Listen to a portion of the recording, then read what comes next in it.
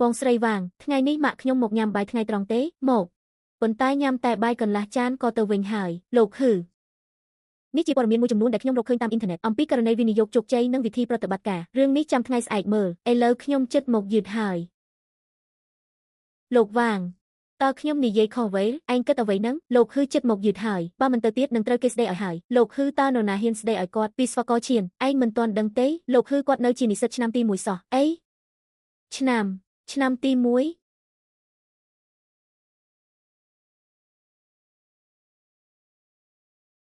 មិនឃើញខ្ញុំកំពុងរង់ចាំឯងទេអូយម៉េចបានជាឯងនៅទីនេះឥឡូវនេះអាចណាលុយចាយរបស់ឯងអស់ហើយមែនទេអូយខ្ញុំមករកឯងព្រោះមានរឿងមួយនិយាយមកមានរឿងអីឯងទៅជួបលោកគ្រូខ្វល់ធ្វើអីនិយាយរឿងការសិក្សាសួររឿងនេះធ្វើអីម្សិលមិញលោកគ្រូខ្វល់ទៅនិយាយជាមួយប៉ាខ្ញុំគិតថាគាត់ប្រកាសជានិយាយអាក្រក់ពីខ្ញុំទៀតហើយគ្មានអ្នកណាចាំតែខ្វល់ពីឯងរាល់ថ្ងៃទេពិតមែនគួរឲ្យធន់ហេកុំទៅខ្ញុំនៅមានរឿងចង់និយាយមានរឿងអីនិយាយឲ្យលឿនកុំមកទាញគ្នាអ្នកអត់ឃើញនឹងគិតថាយើងមានទំនាក់ទំនងអីជាមួយគ្នាតែយើងទាំងពីរពិតជាមានទំនាក់ទំនងនឹងគ្នាមែនយើងទាំងពីរនាក់ឆាប់និយាយមកមានរឿងអីឲ្យខ្ញុំ200យ៉នមិនបានជាអញសុំលុយទៀតមិនមែនយកមកចាយខ្លួនអញទេខ្ញុំចង់ទិញកាដូមួយទិញឲ្យអ្នកណាខ្ញុំឃើញមុខអ្នកមីងមានស្នាមជ្រីវជ្រួញហើយចង់ទិញម៉ាស់បិទមុខនិងក្រែមលាបដៃឲ្យគាត់អីនេះបើអីចឹងមិនបាច់និយាយច្រើនទេយកទៅកុំទិញរបស់ម៉ាក់មិនសូវល្អទិញរបស់ល្អទៅប្រកាសហើយតើយើងចូលទៅមើលខាងក្នុងបន្តិចទេលោកហឺនេះមានឯកសារមួយសូមលោកជួយមើលបន្តិចទៅនេះជាក្រុមហ៊ុនរបស់បងប្រុសឯងខ្លាចអីអ្នកគឺ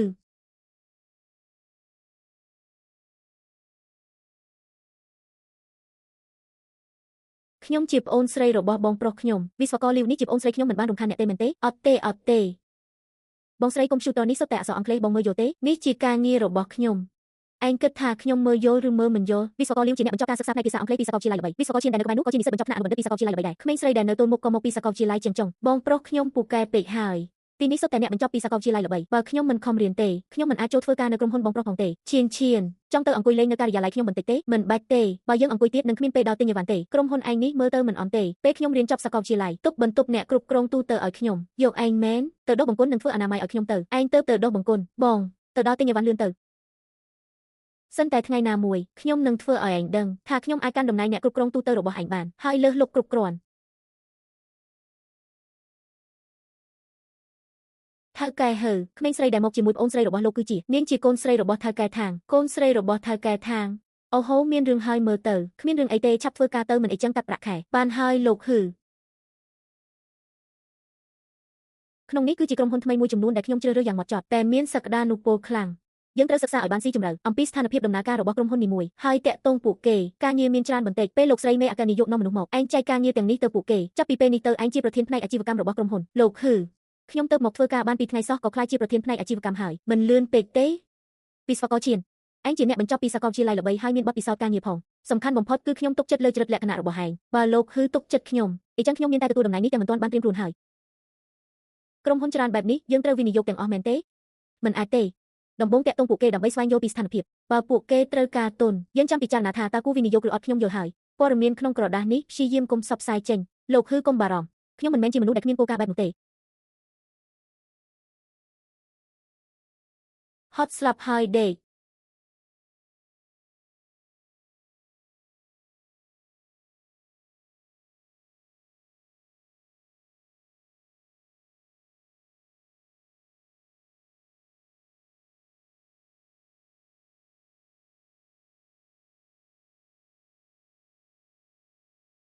ប្តីអ្នកភ្លេចហើយឬថាខ្ញុំជាប្រពន្ធរបស់អ្នកឯង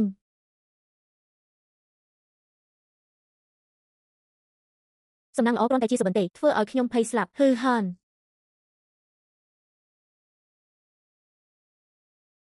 ឯងកំពុងឈរងប់គិតអីងុយដេកពេកខ្ញុំគ្រាន់តែងុយលក់បន្តិចទិញរួចហើយឯងឲ្យខ្ញុំ1500ទិញរបស់អស់880ទិញអាហារសម្រន់អស់26នៅសល់594នៅទីនេះទាំងអស់កិននីលំអិតម្លេះមិនយកលើសំបី1សេនឯងញ៉ាំថ្នាំខុសមែនទេថ្នាំខុសអីគាត់មានចរិតល្អស្រាប់ហើយណាចេះគិតគូរគ្រួសារកុំអីទៅលុយនេះឯងទុកចាយខ្លួនឯងចោះចាត់ទុកថាជារង្វាន់ឲ្យឯងគ្រឿងសម្អាងច្រើនម្លេះ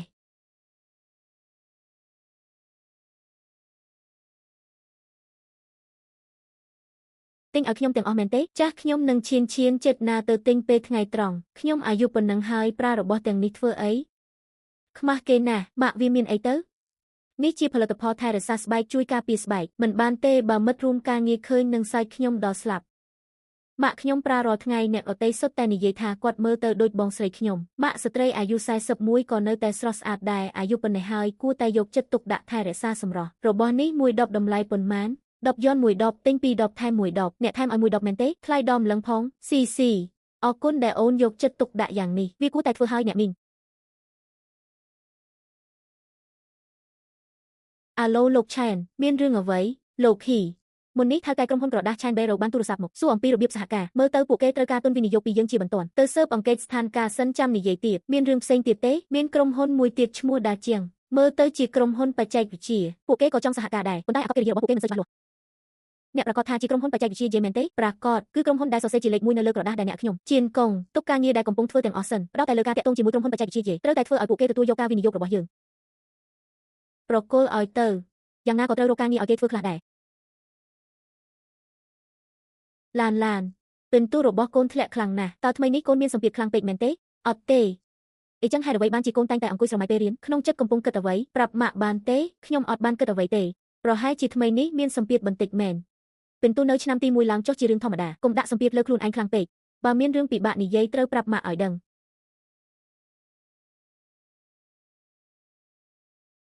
លោកគ្រូគូនៅទេខ្ញុំចង់សុំច្បាប់លោកគ្រូគូខ្ញុំឈឺក្បាលខ្លាំងណាស់ចង់សុំច្បាប់ទៅមន្ទីរពេទ្យមុខអ្នកមើលទៅស្រស់ស្អាតបែបនេះមើលទៅដូចជាមនុស្សឆ្វេងណានិយាយការពិតមកបើមិនអីចឹងកុំសង្ឃឹមថាខ្ញុំនឹងអនុញ្ញាតតាមពិតមានមិត្តម្នាក់របស់ខ្ញុំមកពីឆ្ងាយថ្ងៃត្រង់នេះខ្ញុំត្រូវទៅទទួលគាត់មិត្តម្នាក់នេះសំខាន់ណាស់សំខាន់ខ្លាំងណាស់បានហើយចង់សុំច្បាប់ប៉ុន្មានម៉ោងខ្ញុំនឹងទៅឥឡូវនេះរសៀលមើលស្ថានភាពសិនបើបានខ្ញុំនឹងត្រឡប់មកឡាននិយាយពីចិត្តពិតរបស់កូនមកតើកូនលួចចូលចិត្តឬហ៊ួនមែនទេមិនដឹងទេខ្ញុំមិនដឹងទេមិនដឹងនោះមានន័យថាមែនហើយអារម្មណ៍រំភើបនៅវ័យជំទង់អ្នកណាក៏ធ្លាប់មានមិនចាំបាច់ខ្មាស់ហ៊ានទេទោះខ្ញុំរៀនពូកែក៏មានប្រយោជន៍អ្វីខ្ញុំប្រឡងឈ្នះທາງ CC មិនបានទេនាងក៏ស្អាតខ្លាំងទៀតអនាគតគ្មានអ្នកណាអាចដឹងច្បាស់ទេប៉ុន្តែបើកូនខ្លួនឯងនៅតែគិតថាខ្លួនអន់ថោកទាបតើមានអ្នកណាមើលកូនមួយផ្លែតកូនត្រូវតែពូកែគ្រប់គ្រាន់ទើបអាចទាក់ទាញការចាប់អារម្មណ៍ពីរហួនបើមិនអីចឹងសូម្បីតែជាមួយທາງ CC ក៏កូនគ្មានសិទ្ធិប្រកួតប្រជែងដែរស្នេហាមិនមែនជាការជួយសង្គ្រោះគ្នាទេគឺការតាក់ទាញគ្នាទៅវិញទៅមកឡានកូនមិនបានអន់ជាងທາງ CC ទេបញ្ហាធំបំផុតរបស់កូនឥឡូវនេះគឺបាត់បង់ភាពជឿជាក់លើខ្លួនឯងបាត់បង់ទំនុកចិត្តទៅហើយខំតាមពិន្ទុឲ្យទាន់ឡើងវិញបើកូនអាចប្រឡងបានពិន្ទុល្អម៉ាក់ក៏ហ៊ានទៅសុំគូផ្គងកូនជាមួយហ៊ឺហ៊ួនដោយមិនខ្លាចអៀនដែរសុំគូផ្គងឪពុកម្ដាយរបស់ທາງ CC អាចទុកកូនស្រីឲ្យនៅផ្ទះហ៊ឺហ៊ួនបានចុះម៉ាក់មិនអាចតស៊ូដើម្បីសុភមង្គលរបស់កូនស្រីខ្លួនឯងទេប៉ុន្តែលក្ខខណ្ឌគឺខ្ញុំដឹងខំប្រឡងឲ្យបានពិន្ទុល្អខ្ញុំនឹងខំប្រឹង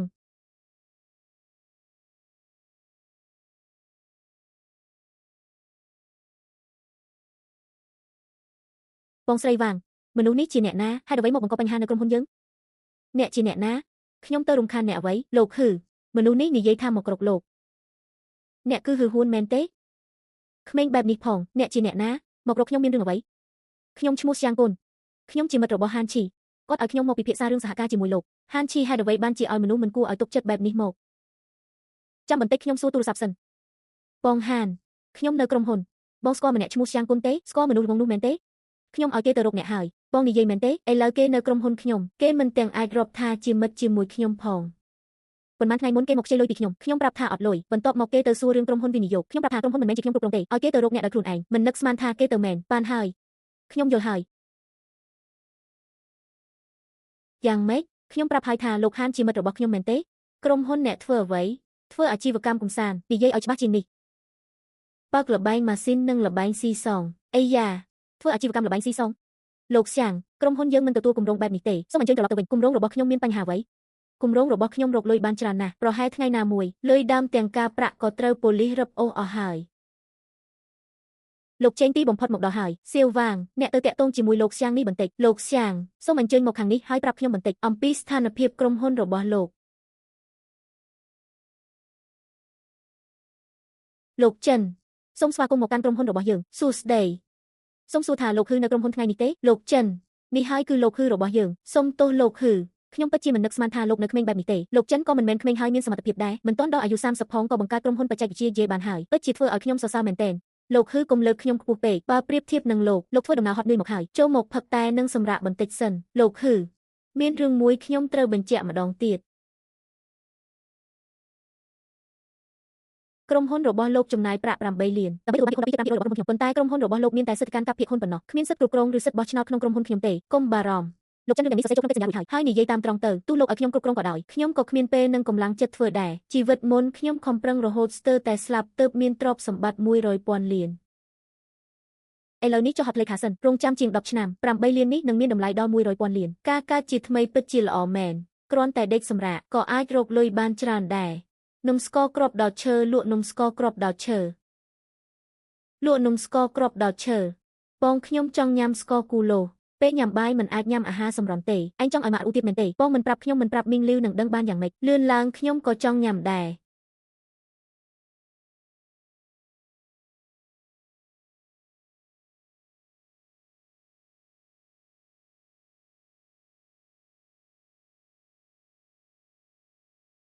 ហ៊ីហួនហេតុអ្វីពួកអ្នកនៅទីនេះចម្លែកណាស់ម៉ាក់ពួកយើងទើបតែចេញពីសាលាថ្ងៃនេះមិនបានជាម៉ាក់ទើបតែត្រឡប់មកយឺតម្លេះមែនហើយម៉ាក់យប់នេះយើងញ៉ាំអីម៉ាក់មិនអីទេមែនទេម៉ាក់មិនអីទេគ្រាន់តែថ្ងៃនេះអារម្មណ៍មិនល្អប៉ុណ្ណោះខ្ញុំចូលទៅផ្ទះមុនហើយចម្លែកណាស់ហ៊ីហួនតើម៉ាក់ឯងឃើញខ្ញុំនឹងឆេនញ៉ាំទំពាំងបាយជូរគ្រប់ទឹកកកហើយខឹងមែនទេមិនអាចទៅរួចទេយ៉ាងច្រើនគាត់គ្រាន់តែឧបមាម៉ាត់មិនដល់ថ្នាក់នេះទេធៀងឈិនឯងចេញទៅទិញអីញ៉ាំបន្តិចម៉ាក់យើងប្រកាសជាមិនទាន់ញ៉ាំបាយទេខ្ញុំឡើងទៅមើលគាត់សិនពេលនេះខាងក្រៅមានអីឲ្យទិញញ៉ាំទៅយើងត្រឡប់ផ្ទះទៅដាំមីញ៉ាំវិញទៅបានហើយបានយើងទៅ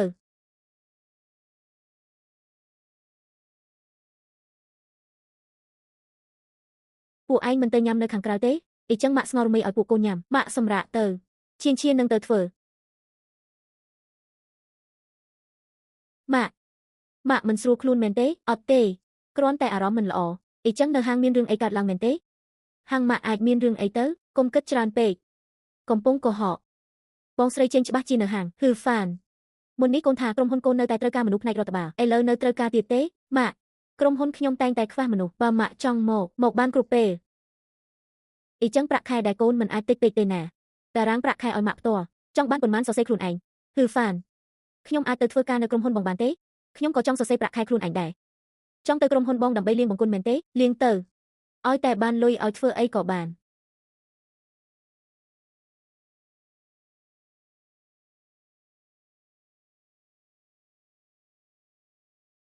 និយាយអញ្ចឹងម៉ាក់ហេតុអីបានជាម៉ាក់ស្រាប់តែចង់ទៅក្រុមហ៊ុនបងខ្ញុំថាល្អណាស់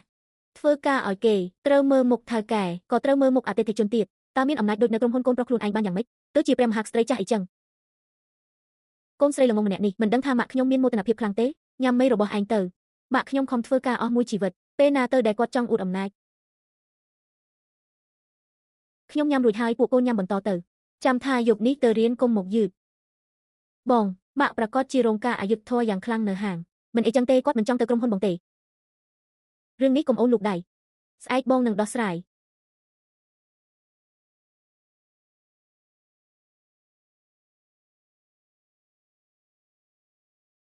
ហ៊ឺហ្វានអ្នកមករកម៉ាក់អ្នកមែនទេគាត់លាឈប់ពីការងារហើយនៅព្រឹកនេះខ្ញុំដឹងហើយថៅកែហ៊ូថ្ងៃនេះខ្ញុំមកគឺចង់ដឹងថាម្សិលមិញមានរឿងអ្វីកើតឡើងរឿងបែបនេះក៏មានតែទទួលសំណាងអាក្រក់ខ្លួនឯងទៅអ្នកនៅក្មេងកុំសួរច្រើនពេកម៉ាក់ចិញ្ចឹមខ្ញុំមក20ឆ្នាំបើមានអ្នកមកធ្វើបាបគាត់ហើយខ្ញុំទុកឲ្យរួចខ្លួននោះខ្ញុំមិនសមជាកូនទេកុំបារម្ភខ្ញុំនឹងមិនបង្ករឿងនៅហាងអ្នកទេគ្រាន់តែប្រាប់ខ្ញុំថាម្សិលមិញមានរឿងអ្វីកើតឡើងម្សិលមិញមានគេម្នាក់វាយមុខម៉ាក់អ្នកមួយដែរអ្នកណាមិនមែនមនុស្សក្នុងហាងទេជាពួកក្មេងទំនើងពីខាងក្រៅហ៊ឺហ្វានពួកនោះមិនងាយប្រឈមមុខទេអ្នកបោះបង់ទៅល្អជាងចុះកាមេរ៉ាសុវត្ថិភាពក្នុងហាងបើកវីដេអូឲ្យខ្ញុំមើលម្សិលមិញខ្ញុំបានថតទុកហើយដើមឡើយខ្ញុំចង់យកទៅប៉ុស្តិ៍នគរបាលប៉ុន្តែមនុស្សម្នាក់បើអាក្រក់ដល់កម្រិតនេះ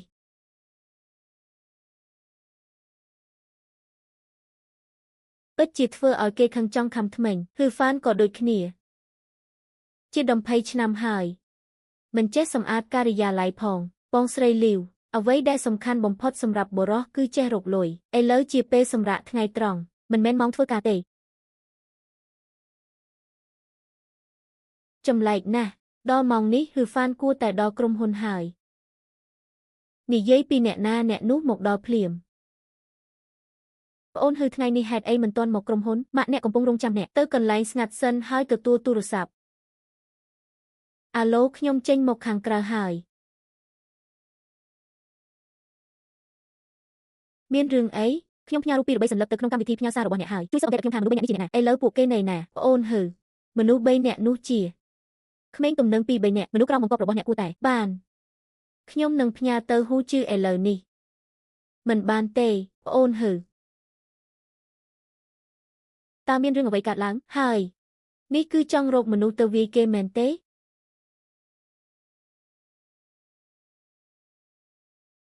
បានខ្ញុំយល់ហើយខ្ញុំនឹងរៀបចំភ្លាមលោកហ៊ានខាងហ៊ឺហ្វានមានរឿងអ្វីមិនចម្លែកទេដែលហ៊ឺហ្វានខឹងដល់ថ្នាក់នេះដើមឡើយគឺពួក3នាក់នេះមកធ្វើបាបម៉ាក់គេពួកល្ងងទាំងនេះចង់ស្លាប់មែនទេ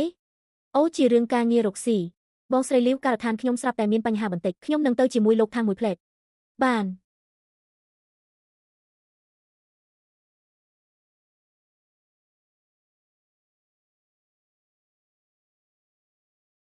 ម៉ាក់របស់ហ៊ឺហ្វានមានរឿងអ្វីកើតឡើងមែនទេមានក្មេងទំនើង2 3នាក់វាអ្នកមីងលីវមួយដៃនេះមានកន្លែងដែលហាមមិនឲ្យប៉ះអ្នកណាប៉ះត្រូវស្លាប់ប្អូនហឺអត្តសញ្ញាណរបស់មនុស្ស3នាក់នោះស៊ើបដឹងច្បាស់ហើយអ្នកសក់លឿងឈ្មោះលីលីខ្ញុំមិនខ្វល់ពីឈ្មោះពួកគេទេខ្ញុំចង់ដឹងតែថាពេលនេះពួកគេនៅឯណាលុះត្រាតែប្តឹងគោបាលបើមិនអីចឹងទេពិបាកស៊ើបរកណាស់អីចឹងទៅរកហាងអ៊ីនធឺណិតមួយនិងហាងលេងហ្គេមរកឲ្យខ្ញុំលោកហឺខ្ញុំមើលពីមិត្តភ័ក្ដិថាមនុស្ស3នាក់នេះស្និទ្ធជាមួយថៅកែហាងហ្គេមរបស់ត្រកូលលីឈ្មោះសៀងខុនប្រហែលជានៅទីនោះគឺអ្នកដែលមកក្រុមហ៊ុនខ្ញុំម្សិលមិញនោះគឺគាត់ហើយក្នុងពិភពអ្នកមានអំណាចក៏មានច្បាប់របស់វាអ្នកហ៊ានធ្វើបាបម៉ាក់ខ្ញុំថ្ងៃនេះបើខ្ញុំមិនវាយបំផ្លាញហាងអ្នកទេខ្ញុំមិនសមជាមនុស្សទេអ្នកទាំងអស់គ្នាតាមខ្ញុំមក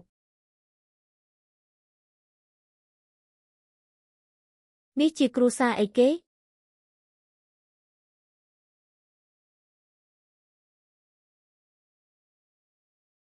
ពួកអ្នកទាំង3មកដល់ពេលនេះល្អណាស់ប្រញាប់សងបំណុលដែលជំពាក់ឲ្យអស់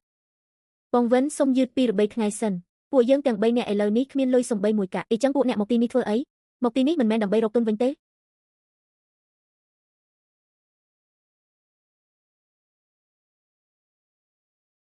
នោះមិនមែនលោកហ៊ឺទេខ្ញុំម្សិលមិញក៏មិនបានធ្វើឲ្យគាត់ខឹងប៉ុន្មានដែរលោកហ៊ឺអ្នកទាំងពីរក៏ជាបកពួកគ្នាដែរកុំឲ្យពួកគេរត់គេចបានខ្ញុំប្រាប់ឲ្យអ្នកលោកហានថ្ងៃនេះមានរឿងអីកើតឡើងអ្នកទាំង3នេះជាមនុស្សរបស់អ្នកមែនទេលោកហ៊ឺខ្ញុំសង្ស័យថាខ្ញុំត្រូវគេចោទប្រកាន់ខុសហើយពួកគេទាំង3ពិតជាមិនមែនមនុស្សរបស់ខ្ញុំទេបើមិនមែនជាមនុស្សរបស់អ្នកហេតុអ្វីពួកគេមកទីនេះពួកគេដូចអ្នកអតីតដែរគឺមកលេងប៉ុណ្ណោះខ្ញុំមានលុយឯណាទៅចិញ្ចឹមពួកល្ងងទាំងនេះអាហ៊ួនមនុស្សក៏វាហើយកំហឹងក៏បានបញ្ចេញហើយឈប់ទៅបើមានអ្នកស្លាប់នឹងមានបញ្ហាធំមែនហើយប្អូនហេគ្រប់គ្រាន់ហើយពេលពួក3នាក់នេះភ្ញាក់ឡើងប្រាប់ពួកគេផងលើកក្រោយបើទិញសម្លៀកបំពាក់កុំភ្លេចបង់លុយ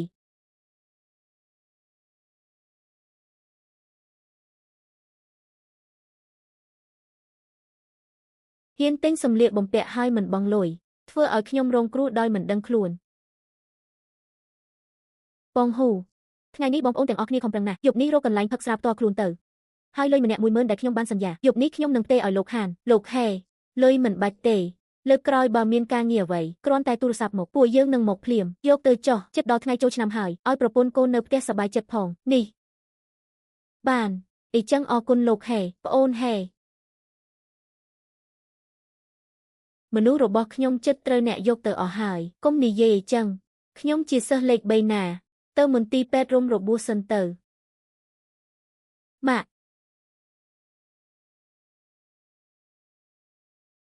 ណែណាខ្ញុំនៅការដ្ឋានខាងកើតក្រុងលោកពូថាងនិងលោកពូហាននៅក្បែរនេះកូនមិនបានទៅបង្ករឿងទេមែនទេកុំបារម្ភបងស្រីលីវនិងប្អូនកំពុងនៅជាមួយពួកយើងអូបានហើយម៉ាក់ឲ្យកូនត្រឡប់ទៅក្រុមហ៊ុនឥឡូវនេះពួកអ្នកប្រញាប់ត្រឡប់ទៅសាលាខ្ញុំទៅមើលម៉ាក់សិនម៉ាក់ហៅខ្ញុំមកមានរឿងអីថ្ងៃត្រង់នេះកូនទៅណាមកទៅការដ្ឋានខាងកើតក្រុងមុននេះម៉ាក់ទៅរកបងស្រីហ៊ូគាត់ប្រាប់ថាកូននាំមនុស្សទៅតើកូនទៅធ្វើអ្វីខ្ញុំនាំមនុស្សទៅវាយពួក3នាក់នោះខ្ញុំអាយុជាង40ឆ្នាំហើយទ្រាំការអាយុធម៌បន្តិចក៏មិនអី តែកូននៅក្មេងណាស់តើឲ្យម៉ាក់ប្រឈមមុខនឹងឪពុកដែលស្លាប់ទៅដោយរបៀបណាម៉ាក់ខ្ញុំមិនអាចគិតច្រើនដល់ថ្នាក់នោះទេនៅលើលោកនេះមិនថានរណាក៏ដោយបើហ៊ានធ្វើបាបម៉ាក់នឹងឈានខ្ញុំនឹងតស៊ូជាមួយគេដល់ទីបំផុតកូនរបួសទេអត់ទេលាបដៃមកឲ្យម៉ាក់មើល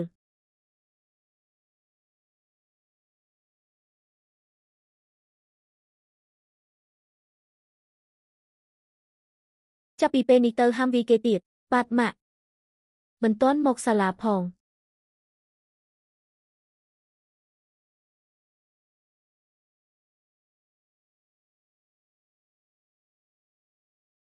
សុំទោសលោកគ្រូខ្វូនៅផ្ទះមានរឿងបន្ទាន់បន្តិចគ្រូសាអ្នកមានរឿងអីម្សិលមិញសុំច្បាប់ថ្ងៃនេះមកយឺតហើយអាវត្តមានទៀតកុំឃើញថាលទ្ធផលប្រសើរឡើងបន្តិចហើយភ្លេចខ្លួនឯងលោកគ្រូខ្វូខ្ញុំជាម៉ាក់របស់ហេហួនថ្ងៃនេះខ្ញុំមិនសូវស្រួលខ្លួនទេឲ្យគេជូនខ្ញុំមកមន្ទីរពេទ្យធ្វើឲ្យគេយឺតពេលចូលរៀនបានហើយខ្ញុំនឹងឲ្យគេត្រឡប់ទៅសាលាភ្លាមម៉ាក់មិននឹកស្មានថាម៉ាក់កុហកដោយមិនញើសសោះក៏ព្រោះខ្លាចកូនត្រូវគ្រូស្ដីឲ្យប្រញាប់ត្រឡប់ទៅសាលា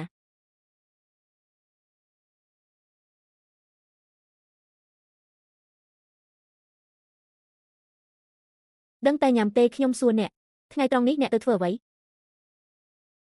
មកទៀមទារឿងពីក្រោយហើយមែនទេ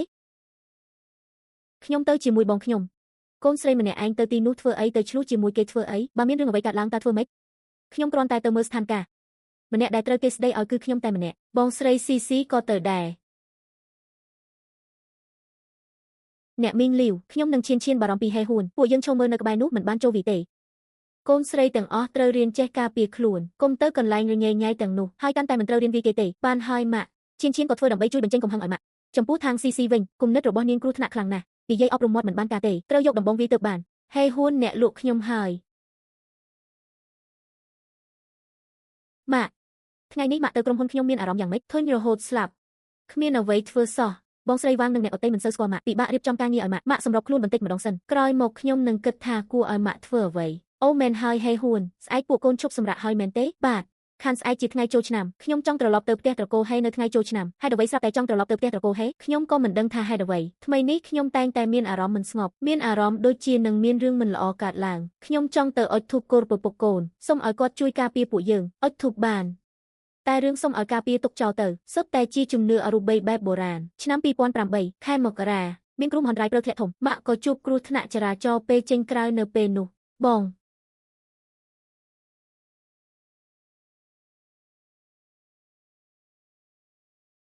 ងមានរឿងអីគ្មានអីទេគួរតែទៅអុជធូបគោរពពុកមែនសង្ឃឹមថាលោកនៅឋានសួគ៌នៅតែដឹងហើយការពារឲ្យគ្រួសារយើងទាំងអស់មានសុវត្ថិភាពលោកម៉ា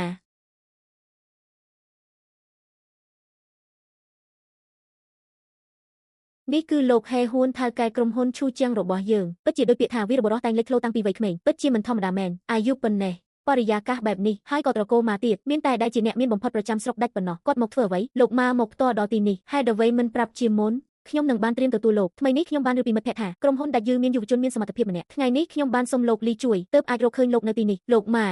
គ្មានហេតុផលគេមិនមករកខ្ញុំទេនិយាយត្រង់មកចោះខ្ញុំមកនេះគឺចង់សហការជាមួយលោកមិនដឹងថាលោកម៉ាចង់សហការជាមួយខ្ញុំក្នុងផ្នែកណាទេខ្ញុំចង់ចូលហ៊ុនក្នុងក្រុមហ៊ុនវិនិយោគរបស់លោកម៉ាខ្ញុំមិនមានមហិច្ឆតាធំដុំអ្វីទេខ្ញុំគ្រាន់តែចង់រក្សាអ្វីដែលជារបស់ខ្ញុំបើជាការសហការយើងអាចពិភាក្សាគ្នាបានប៉ុន្តែបើចង់ចូលហ៊ុនគ្មានផ្លូវទេធ្វើជំនួញត្រូវមានការចរចាគ្នានិយាយបដិសេធដាច់ខាតភ្លាមបែបនេះមិនគួរពេកទេមែនទេធ្វើជំនួញក៏ត្រូវនិយាយឲ្យច្បាស់ដែរដើម្បីកុំឲ្យអ្នកអតីយល់ច្រឡំអ្នកមិនទាន់ស្ដាប់លក្ខខណ្ឌរបស់ខ្ញុំផងបែរជាបដិសេធយ៉ាងនេះទៅហើយអ្នកមិនទាន់បានស្ដាប់លក្ខខណ្ឌរបស់ខ្ញុំផងក៏បដិសេធដាច់ខាតបែបនេះទៅហើយខ្ញុំមិនចាប់អារម្មណ៍នឹងលក្ខខណ្ឌរបស់លោកទេប្អូនហ៊ីទូការជួញដូរមិនបានសម្រេចក៏យើងនៅតែរក្សាមិត្តភាពបានស្ដាប់លក្ខខណ្ឌរបស់លោកសិនទៅលោកអញ្ជើញនិយាយចុះខ្ញុំនឹងទិញភាគហ៊ុន20%នៃក្រុមហ៊ុនអ្នកក្នុងតម្លៃ50លានយ៉ាងម៉េចដែរលោកអ្នកទាំងអស់គ្នាត្រឡប់ទៅវិញចុះតម្លៃនេះអ្នកនៅតែគិតថាទាបទៀតឬលោកតម្លៃខ្លះមើលមិនឃើញទេក្រុមហ៊ុនរបស់ខ្ញុំមានតម្លៃប៉ុន្មានខ្ញុំដឹងច្បាស់ក្នុងចិត្តខ្ញុំដឹងថាអ្នកបានវិនិយោគលើគម្រោងដូចជាបណ្ដាញដំឡូងនិងគម្រោងផ្សេងទៀត50លានទិញភាគហ៊ុន20%របស់អ្នកគឺមិនទាបទេលោកគម្រោងទាំងនេះសុទ្ធតែជាការវិនិយោគរយៈពេលវែងយ៉ាងហោចណាស់ដល់ខែមិថុនាឆ្នាំក្រោយលោកមកមើលម្ដងទៀតថាចំណេញឬខាតអញ្ចឹងអ្នកគិតថាលុយសុទ្ធ50លានរបស់ខ្ញុំអាចទិញភាគហ៊ុនអ្នកបានប៉ុន្មានច្រើនបំផុត5%ហើយមានតែសិទ្ធិកាន់ភាគហ៊ុនគ្មានសិទ្ធិគ្រប់គ្រងនិងសិទ្ធិបោះឆ្នោតទេភាគហ៊ុនដែលខ្ញុំកាន់បានកើនតម្លៃដល់10ដងហើយក្មេងម្នាក់នេះបើកមាត់ទៀមទាថ្លៃពេកហើយក្មេងប្រុសតម្លៃនេះខ្ពស់ពេកហើយ យើងម្នាក់ថយមួយជំហាន50លានសម្រាប់ភាគហ៊ុន10%យ៉ាងម៉េចខ្ញុំមើលថាមិនសូវមានថ្ងៃត្រង់អ្នកទៅកន្លែងលេងហ្គេមហើយឆ្លុះវាគ្នាជាមួយគេក្នុងចំណោមពួកគេមានម្នាក់រងរបួសធ្ងន់គួរសមអីចឹងអ្នកកំពុងគំរាមខ្ញុំមែនទេខ្ញុំមកដើម្បីសហការជាមួយអ្នកក្រុមហ៊ុនរបស់អ្នកមានតម្លៃដែលមើលមិនឃើញខ្ញុំក៏មានដែរមិនបាច់និយាយរឿងផ្សេងទេនិយាយតែរឿងវាគ្នាមិនសូវមិញតារាប់ណាខ្ញុំនៅក្នុងស្រុកដាជឺគ្មានអ្នកណាអាចធ្វើអ្វីអ្នកបានទេគឺជាក្មួយប្រុសបង្កើតរបស់ខ្ញុំហើយមិនមែនត្រឹមតែស្រុកដាជឺទេនៅថ្នាក់ខេត្តខ្ញុំក៏មានឥទ្ធិពលមួយកម្រិតដែរបានធ្វើតាមដែលអ្នកនិយាយចុះ50លានសម្រាប់ភាគហ៊ុន10%ប៉ុន្តែខ្ញុំសូមបញ្ជាក់ម្ដងទៀតអ្នកមានតែសិទ្ធិកាន់ភាគហ៊ុនគ្មានសិទ្ធិគ្រប់គ្រងនិងសិទ្ធិបោះឆ្នោតទេគ្មានបញ្ហាទេនេះគ្រាន់តែជាកិច្ចសហការមួយប៉ុណ្ណោះខ្ញុំនៅមានគម្រោងមួយទៀតខ្ញុំសង្ឃឹមថាប្អូនក៏អាចចូលរួមបានដែរគម្រោងអ្វីខ្ញុំចង់បង្កើតរោងចក្រវេចខ្ចប់មួយវិនិយោគសរុប2លានក្រុមហ៊ុនកាន់ភាគហ៊ុន60%អ្នកកាន់40%ចាស់កញ្ជ្រោងនេះមិនដឹងថាគាត់កំពុងមានផែនការអ្វីទេយ៉ាងម៉េចប្អូនគិតថាខ្ញុំកំពុងជីករណ្ដៅឲ្យអ្នកឬអត់ទេគ្រាន់តែចម្លែកថារឿងល្អបែបនេះហេតុអ្វីបានជាធ្លាក់មកលើខ្ញុំបានខ្ញុំនឹងធ្វើតាមការរៀបចំរបស់លោកទុកវាទៅចុះ8សែនចាត់ទុកថាជាលុយការពីម៉ាក់នឹងឈានក៏ហើយទៅឥឡូវខ្ញុំក៏ចាស់ហើយតំណែងប្រធានក្រុមហ៊ុនថ្មីនេះប្រគល់ឲ្យអ្នកទៅចុះអូយខ្ញុំមានពេលឯណាទៅមើលថែក្រុមហ៊ុនតូចរបស់លោកតើគាត់ចង់ធ្វើអ្វីឲ្យប្រាកដម៉ាក់កំពុងធ្វើអីហ្នឹងខ្ញុំកំពុងរៀនវាអក្សរបានហើយពេលទៅធ្វើការគ្មានការងារធ្វើក៏វាអក្សរលេងទៅមួយថ្ងៃក៏កន្លងផុតទៅលឿនដែរខ្ញុំរៀនរឿងនេះគឺចង់មើលថាអាចជួយកូនបានអ្វីខ្លះតាចាស់នៅខាងក្នុងនោះជាអ្នកណាអ្នកមានបំផុតក្នុងស្រុកដាជឺរបស់យើងគាត់មកធ្វើអីមកពិភាក្សារឿងសហការជាមួយខ្ញុំម៉ាក់ពេលរសៀលខ្ញុំចេញពីរៀនសិនទើបប្រាប់ម៉ាក់ខ្ញុំចិត្តយឺតហើយអីចឹងពេលដំបូងអ្នកទាំងពីរចូលហ៊ុនទិញភាគហ៊ុនក្នុងតម្លៃប៉ុន្មានខ្ញុំចំណាយ5លានទិញភាគហ៊ុន5%លោកហានចំណាយ3លានទិញ3%ក្មេងនេះបែរជាលក់ឲ្យខ្ញុំថ្លៃ5ដងថែមទាំងធ្វើមុខដូចជាខ្លួនខាត់ធំណាស់ទៀតកាលនោះក្រុមហ៊ុនទើបតែបង្កើតមិនទាន់បានយូរទេមានតែសម្បកក្រុមហ៊ុនដូច្នេះតម្លៃភាគហ៊ុនធម្មតាគឺថោកលោកជាសហគ្រិនធំកុំយករឿងតូចតាចទាំងនេះមកគិតច្រើនពេកមិនអីទេទៅចុះលោកថាងអ្នកគិតមើលមានលុយច្រើនបែបនេះហេតុអ្វីក៏មកចូលហ៊ុនជាមួយក្រុមហ៊ុនយើងគាត់ទិញភាគហ៊ុនខ្ញុំអាចយល់បានប៉ុន្តែបែរជាឲ្យយីហ៊ុនចូលហ៊ុនក្នុងរោងចក្រវេចខ្ចប់នោះខ្ញុំពិតជាគិតមិនយល់សោះមែនហើយក្រុមហ៊ុនរបស់គាត់ធំប៉ុណ្ណឹងតើខ្វះមនុស្សឬអ្នកដឹងទេថាមានកូនប៉ុន្មានអ្នកសមត្ថភាពរបស់ពួកគេយ៉ាងម៉េចគាត់មានកូនប្រុស2និងកូនស្រី2កូនប្រុសច្បងមានសមត្ថភាពមិនសូវល្អកូនប្រសារប្រុស2អ្នកមានសមត្ថភាពមធ្យមកូនប្រុសតូចចូលចិត្តទំនេរមិនសូវធ្វើការចុះចំនួនចៅវិញអ្នកដែលចាស់ជាងគេក៏មិនទាន់ដល់អាយុ30ឆ្នាំផងអាចមើលឃើញអ្វីបានលោកថាងហេតុអ្វីអ្នកចាប់អារម្មណ៍ខ្លាំងម្ល៉េះចំពោះគ្រួសាររបស់គ្រាន់តែសួរលេងទេលោកហានតើមានចៅស្រីណាម្នាក់ទេតែអាយុប្រហាក់ប្រហែលនឹងយីហ៊ួនរឿងនេះខ្ញុំដឹងឯណាមិនមែនទេលោកថាងអ្នកគិតថាក៏ដូចអ្នកដែរចង់រៀបការចៅស្រីឲ្យយីហ៊ួនមែនទ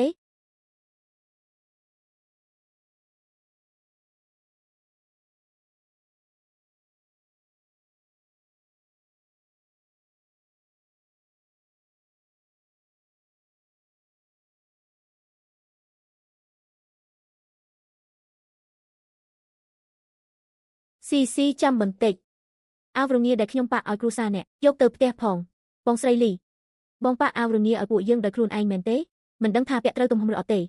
េប៉ាមិនដឹងទេអ្នកមីងលីរយប់ប៉ាក់អាវរងាដល់យប់ជ្រៅប៉ាក់អស់រយៈពេលជាច្រើនខែហើយបងស្រីលីស៊ីមកនៅទីនេះរំខានបងយូរហើយបងថែមទាំងប៉ាក់អាវរងាឲ្យពួកយើងដោយខ្លួនឯងទៀតធ្វើឲ្យពួកយើងអៀនចិត្តណាស់បើអៀនក៏ឲ្យលុយមកបានដែរនេះជាអាវដែលម៉ាក់ខ្ញុំប៉ាក់ដោយដៃផ្ទាល់ឲ្យលុយតិចពេកមិនបានទេកូននេះចង់ឲ្យខ្ញុំវីមែនទេឲ្យលុយជាតិនេះកុំសង្ឃឹមថាខ្ញុំនឹងឲ្យលុយខ្ញុំចង់ជំពាក់គុណគេអីចឹងឯងបន្តិចម្ដងគ្រូសាយើងទាំងពីរមិនកាន់តែស្និទ្ធស្នាលជាងមុនទេបងស្រីលីមើលកូនស៊ីរបស់ខ្ញុំមកនៅទីនេះខ្ញុំថែមទាំងមកជួយរើវ៉ាន់និងយករបស់មកទៀតវាធ្វើឲ្យខ្ញុំអៀនចិត្តណាស់ចាំខ្ញុំឲ្យហុងមានយកអំណោយមកជូនពួកបងវិញគុំគួសំពេកអីហើយអាវរោមដែលពួកអ្នកជូនខ្ញុំការបុណ្យជាតិឥឡូវខ្ញុំពាក់ហើយកក់ក្ដៅណាស់ម្ដាយរបស់ហ៊ឺហានឪពុករបស់ທາງស៊ីក៏នៅទីនេះដែរທາງស៊ីនឹងរើចេញទៅនៅខាងក្រៅមែនទេស៊ីនៅទីនេះគឺល្អណាស់លទ្ធផលសិក្សារបស់នាងក៏កាន់តែប្រសើរឡើងក្រោមការជួយបង្រៀនរបស់នាងលទ្ធផលសិក្សារបស់ហ៊ឺហានក៏រីកចម្រើនយ៉ាងខ្លាំងដែរដូច្នេះស៊ីរបស់ខ្ញុំប្រកាសជានឹងនៅទីនេះរយៈពេលយូរកាលពីທາງស៊ីមិនទាន់ផ្លាស់សាលាហ៊ឺហានអង្គុយជាមិត្តរួមទៅនឹងលីឡានរបស់ខ្ញុំពេលនោះមិនដល់មួយខែផងពិន្ទុរបស់គេកើនឡើងជាង20ចំណាត់ថ្នាក់បើនិយាយឲ្យមែនទែនសូម្បីທາງស៊ីក៏មិនប្រកាសថាបង្រៀនបានល្អជាងលីឡានរបស់ខ្ញុំទេហានរបស់ខ្ញុំមានមនុស្សចូលចិត្តច្រើនដល់ថ្នាក់នេះឬលោកគ្រូខ្វល់គ្រូនិយាយមែនទេលោកគ្រូមិនមែនជាអ្នកប្រឆាំងការស្រឡាញ់គ្នាតាំងពីក្មេងជាងគេទេជាធម្មតាគឺក្មេងស្រីទាំងនោះប្រច័ណ្ឌគ្នាតែបងប្រុសខ្ញុំវិញបែរជាធ្វើឲ្យពុកម្ដាយប្រច័ណ្ឌប្រជែងគ្នាទៅវិញលីឡាននិងស៊ីសុទ្ធតែជាក្មេងស្រីល្អហ៊ឺហានរបស់ខ្ញុំមានសំណាងណាស់ការរីកចម្រើននៃលទ្ធផលសិក្សារបស់ហ៊ឺហានគឺបានទាំងពីស៊ីនិងឡានម៉ាក់ លទ្ធផលសិក្សារបស់ខ្ញុំរីកចម្រើនគឺដោយសារខ្ញុំខិតខំរៀនដោយខ្លួនឯងមិនពាក់ព័ន្ធនឹងការបង្រៀនរបស់អ្នកណាទេ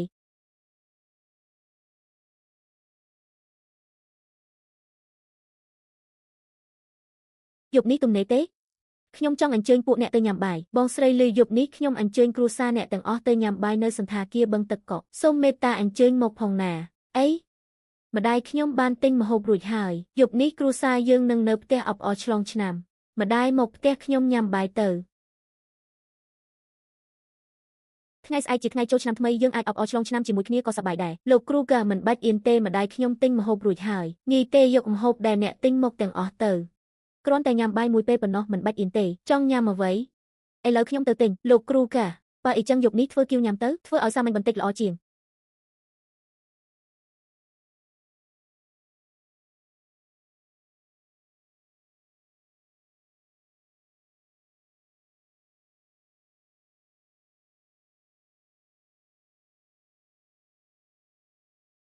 ប្រធានផ្នែកឆែនចេញពីការងារហើយឬនៅមិនទាន់ទេកំពុងពិនិត្យឲ្យកិច្ចព្រមព្រៀងសហការជាមួយក្រុមហ៊ុនបរិស្ថានមេគៀវថ្ងៃស្អែកជាថ្ងៃចូលឆ្នាំថ្មីមិនចាំបាច់ខំប្រឹងដល់ថ្នាក់នេះទេដល់ពេលសម្រាប់ក៏គូសម្រាប់ទៅមិនអីទេបើមិនធ្វើការងារនេះឲ្យរួចខ្ញុំមានអារម្មណ៍មិនស្រួលទាំងខ្លួនបានហើយខ្ញុំបានមើលរបាយការណ៍ការងារដែលអ្នកផ្ញើមកថ្ងៃនេះហើយក្នុងចំណោមគម្រោងទាំង5ដែលយើងកំពុងពិភាក្សាអាច Dog Figuring Electronics និង Ginseng Steel ចេញបានចំពោះ3គម្រោងដែលនៅសល់ព្យាយាមឲ្យទទួលបានផលប្រយោជន៍ច្រើនបំផុតចំពោះបរិស្ថានមេគៀវព្យាយាមទាមទារភាគហ៊ុនឲ្យបានច្រើនតម្លៃខ្ពស់បន្តិចក៏មិនអីដែរលោកហ៊ីបើយើងវិនិយោគលើគម្រោងទាំង3នេះក្នុងពេលតែមួយសំទោសឲ្យក្នុងកណ្ដីក្រុមហ៊ុនប្រហែលជាមិនគ្រប់ទេ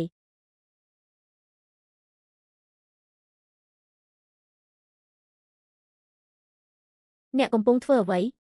ឥឡូវខ្ញុំមានការងារកុំរំខានខ្ញុំបងប្រុសខ្ញុំកំពុងធ្វើជំនួញយើងទៅប្រើកុំព្យូទ័ររបស់បងស្រីទៅគាត់ក៏មិននៅទីនេះដែរទៅប្រើរបស់គាត់ដោយមិនសុំមិនល្អទេមើលទៅពួកអ្នកយកកុំព្យូទ័រទៅធ្វើអ្វីខ្ញុំនិងបងស្រីឡែនចង់មើលរឿងភាគកូរ៉េមួយបានហើយទៅមើលទៅ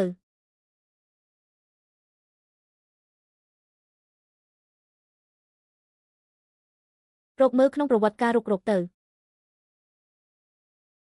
倩倩，តើបងប្រុសអ្នកធ្វើជំនួញអ្វីពិតប្រាកដមើលទៅដូចជាក្រុមហ៊ុនវិនិយោគហានិភ័យគឺយកលុយទៅវិនិយោគឲ្យក្រុមហ៊ុនផ្សេងហើយទទួលបានភាគហ៊ុនរបស់ពួកគេ何倩，តើអ្នកគិតថាមុននេះយើងរមូរឆ្លងកាត់មានគេហទំព័រផ្លូវការរបស់ក្រុមហ៊ុនប៉ុន្មានមិនដឹងទេប្រហែលជាមានរាប់ពាន់ជាធម្មតាបងប្រុសអ្នកប្រើកុំព្យូទ័រមិនដែលមើលរឿងភាគឬអ្វីកំសាន្តទេមិនដែលឃើញគាត់មើលទេក្នុងកុំព្យូទ័ររបស់យុវជនអាយុ19ឆ្នាំម្នាក់គ្មានអ្វីសម្រាប់កំសាន្តសោះមានតែការងារប្អូនហ៊ីអរគុណប្អូនដែលកាលពីមុនបានជួយនិយាយការពារខ្ញុំសូមជូនប្អូនមួយកែវពូលេខកុំអីដោយសារមានទំនាក់ទំនងជាមួយលោកគ្រូកទាំងតាមហេតុផលនិងតាមមនោសញ្ចេតនាខ្ញុំត្រូវតែជួយពូចំពោះការដ្ឋានគម្រោងប្រព័ន្ធទឹកភ្លើងនិងពន្លត់អគ្គិភ័យរបស់ពូគូតែបានចូលហើយមែនទេបាទខែមុនបានចូលការដ្ឋានហើយអ្វីក៏រលូនទាំងអស់គ្រាន់តែរវល់ពេកទោះយ៉ាងណាក៏ត្រូវប្រយ័ត្នសម្រាប់ផងកុំដើម្បីលុយបន្តិចបន្តួចហើយធ្វើឲ្យខូចសុខភាពនោះមិនមែនលុយបន្តិចទេឪពុកខ្ញុំនិយាយថាគាត់អាចរកបានយ៉ាងហោចណាស់1 លានអាចរកបាន1 លានអីចឹងប្រាក់ចំណេញមិនអាក្រក់ទេត្រាប់ណាគុណភាពការងាររបស់អ្នកបានត្រឹមត្រូវអ្នករកបានកាន់តែច្រើនខ្ញុំកាន់តែសប្បាយចិត្តប្អូនហ៊ីនិយាយថាប្អូនបង្កើតក្រុមហ៊ុនវិនិយោគផ្ទាល់ខ្លួនមួយលទ្ធផលអាជីវកម្មល្អទេទើបតែបង្កើតនៅមិនទាន់ដឹងលទ្ធផលទេបើប្អូនខ្វះដើមទុនចាំមករកខ្ញុំនៅមានលុយជាច្រើនសែននៅក្នុងដៃអាចឲ្យប្អូនខ្ចីបានខ្ញុំក៏មានជិត2 សែនដែរបើអ្នកត្រូវការក៏អាចខ្ចីបានដែរ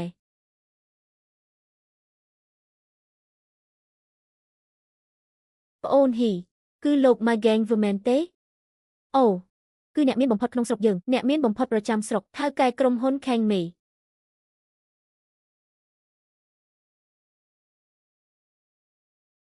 បានរងចាំដល់ពេលបិទការជួញដូរខ្ញុំនឹងឲ្យវងហើយទៅកែប្រែលក្ខន្តិកៈក្រុមហ៊ុនតាចាស់ម្នាក់នេះបែរជាទូចង់ទិញភាគហ៊ុនក្រុមហ៊ុនខ្ញុំក៏គ្មានជំរើសដែរម៉ាក់នេះជាលុយដែលពូបានផ្ញើឲ្យយើងយកទៅវិនិយោគភាគហ៊ុនថ្ងៃស្អែកយើងចែកលុយឲ្យពួកគាត់វិញបានហើយថ្ងៃស្អែកត្រូវក្រោកពីព្រលឹមពួកកូនទៅសម្រាប់ឲ្យលឿនទៅខ្ញុំមិនទៅទេថ្ងៃនេះជាថ្ងៃចុងក្រោយនៃឆ្នាំ2007ខ្ញុំចង់ចាំដល់ម៉ោង12សិនទើបចូលគេងមើលតែម្នាក់ឯងមួយសប្តាហ៍ទៅ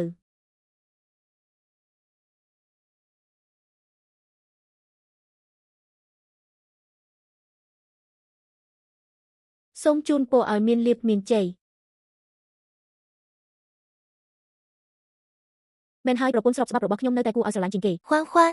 ម៉ាក់សួរកូនមួយនឹង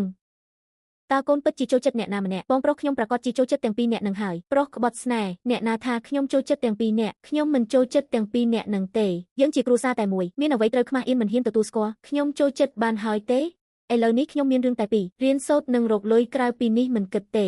ម៉ាក់ខ្ញុំដឹងថាបងប្រុសខ្ញុំចូលចិត្តអ្នកណាគឺបងស្រីគាត់កំពុងជែកជាមួយបងស្រី ខ្ញុំគ្រាន់តែឆ្លើយសារមួយប៉ុណ្ណោះនេះជាសុជីវធម៌អីចឹងហេតុអ្វីមិនឆ្លើយសាររបស់បងស្រីឡែន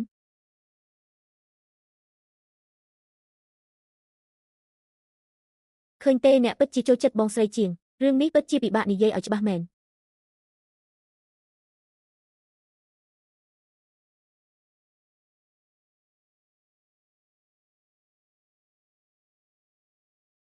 ក្រោកឡើងលឿនត្រូវត្រឡប់ទៅស្រុកកំណើតហើយថ្ងៃនេះហេតុអ្វីក្រោកព្រឹកម្លេះថ្ងៃនេះជាថ្ងៃដំបូងនៃឆ្នាំ2008ម្យ៉ាងទៀតយើងមិនបានត្រឡប់ទៅស្រុកកំណើតយូរហើយពិតណាស់ត្រូវស្លៀកខោអាវថ្មីហេតុអ្វីខ្ញុំមានអារម្មណ៍ថាអ្នកស្លៀកទៅដើម្បីអួតនៅស្រុកវិញនេះហៅថាត្រឡប់ទៅស្រុកដោយមានកិត្តិយសអ្នកទៅលាងមុខដុសធ្មេញទៅខ្ញុំលាងមុខដុសធ្មេញរួចហើយ欢欢， លុយនេះប្រគល់ឲ្យកូនរក្សាទុកកុំធ្វើឲ្យបាត់ឲ្យសោះកុំបារម្ភទោះបីបាត់ក៏មិនមែនជារឿងធំដុំអីទេពេញមួយជីវិតខ្ញុំក៏រកលុយបានមិនដល់6សែនដែរអាចបោះចោលតាមចិត្តបានមែនទេមែនហើយឆាប់ទៅចុះលោកតានិងអ្នកទាំងអស់គ្នានៅរោងចាំចែកលុយគ្នាលោកតាលោកយាយនេះជាអាវរងាដែលម៉ាក់ខ្ញុំទិញជូនលោកតាលោកយាយពួកយើងត្រឡប់មកវិញក៏បានហើយហេតុអីក៏នៅចំណាយលុយទិញអាវឲ្យពួកយើងទៀតមកឆាប់ចូលផ្ទះទៅញ៉ាំនំប៉ាវក្តៅកុំឲ្យត្រជាក់ខ្លួនប៉ាបងប្រុសគាត់ពួកគេនៅផ្ទះទាំងអស់គ្នាឲ្យហ៊ុនយកលុយដែលរកបានពីការទិញលក់ភាគហ៊ុនមកចែកឲ្យគ្រប់គ្នាបន្តិចទៀតពួកគេនឹងមកដល់អ្នកទាំងអស់គ្នាញ៉ាំបាយសិនទៅរឿងផ្សេងទៀតចាំនិយាយពេលក្រោយលោកតាលើកនេះខ្ញុំត្រឡប់មកវិញខ្ញុំចង់រូបផ្ទះចាស់នេះហើយសង់ថ្មីវិញហ៊ួនការសង់ផ្ទះមិនមែនជារឿងតូចទេឯងមានលុយច្រើនដល់ថ្នាក់នោះឬបើខ្ញុំអាចជួយពូធំនិងពួកគាត់រកលុយបានច្រើនបែបនេះខ្ញុំឯងក៏ប្រកាសជារកបានមិនតិចដែរពេលផ្ទះថ្មីសង់រួចលោកតានិងលោកយាយក៏អាចរស់នៅបានស្រួលជាងមុនដែរមិននឹកស្មានសោះចៅហ៊ុនរបស់ខ្ញុំពិតជាមានសមត្ថភាពដល់ម្លឹងថែមទាំងអាចសង់ផ្ទះថ្មីបានទៀតបងប្រុសមកទីនេះលឿនលុយដែលហ៊ុនរកបានពីផ្សារភាគហ៊ុនយើងយកមកចែកឲ្យអ្នកទាំងអស់គ្នាហ៊ូឯងពិតជារកបាន6សែនមែនឬមែនហើយសរុបបាន5,98,000ខ្ញុំបន្ថែមឲ្យគ្រប់6សែនដើម្បីងាយចែកគ្នាលុយក្នុងផ្សារភាគហ៊ុនរបស់ឯងមិនអាចបន្តវិនិយោគទៀតទេខ្ញុំអាចដាក់ទុនបន្ថែមទៀតមីងការទិញលក់ភាគហ៊ុនអ្វីដែលគួរប្រុងប្រយ័ត្នបំផុតគឺលោកលឿនពេកឥឡូវទីផ្សារឡើងខ្លាំងបានកន្លងផុតទៅហើយបានផលល្អហើយគួរជប់ត្រឹមនេះហ៊ូនិយាយត្រូវបានច្រើនប៉ុណ្ណេះគឺល្អណាស់ហើយអរគុណណាហ៊ូនិយាយអីបងធំយើងជាគ្រួសារតែមួយម៉ាក់យកលុយនេះចែកឲ្យគ្រប់គ្នាទៅហ៊ូពិតជាមានសមត្ថភាពមែនហើយគ្រួសាររបស់យើងពិតជាមានសំណាងមែន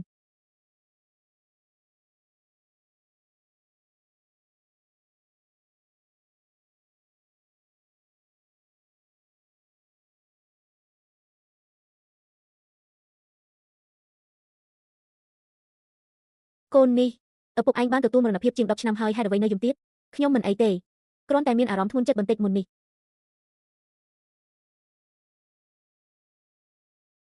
បើឪពុកនៅលើលោកម្ខាងទៀតលើកនេះសូមជួយថែរក្សាម៉ាក់ឲ្យសុខសប្បាយនិងមានអាយុវែងផង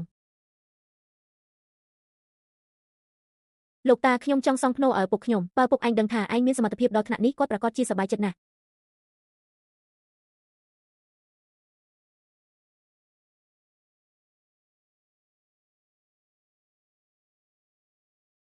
លោកតាមានរឿងអ្វីកើតឡើងម៉ូតូរបស់ពូទី3ត្រូវអ្នកភូមិលីចាប់ទុក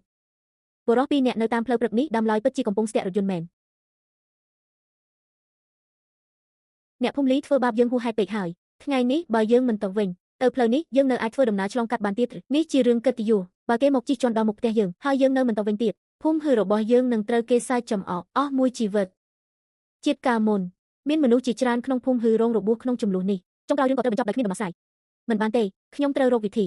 លោកតាសូមប្រាប់ពួកគេកុំឲ្យប្រញាប់ប្រញាល់ធ្វើអ្វីខ្ញុំមាននៅស្ថាប័នសមត្ថកិច្ចយើងរាយការណ៍ទៅសមត្ថកិច្ចសិនគ្មានប្រយោជន៍ទេពួកមន្ត្រីស៊ើបអង្កេតគ្រាន់តែធ្វើប្រងើយកន្តើយប៉ុណ្ណោះបើយើងមិនវាយឲ្យពួកវាចងចាំពួកវានឹងដាក់របាំងស្ទាក់រាល់ថ្ងៃមិនឲ្យយើងឆ្លងកាត់ទេខ្ញុំពិតជាមានខ្សែទំនាក់ទំនងបើយើងចាប់មេដឹកនាំពួកវាមិនហ៊ានធ្វើប្រេយផ្សៃទៀតទេបើយើងវាយគ្នាពួកគេមានមនុស្សច្រើនជាងយើងនឹងខាតប្រៀបខ្លាំងហ៊ួនឯងនៅជាក្មេងនៅឡើយរឿងជាច្រើនមិនមែនអាចដោះស្រាយដោយហេតុផលបានទាំងអស់ទេឯងនាំម៉ាក់និងប្អូនស្រីឯងត្រឡប់ទៅផ្ទះកុំចូលរួមរឿងនេះ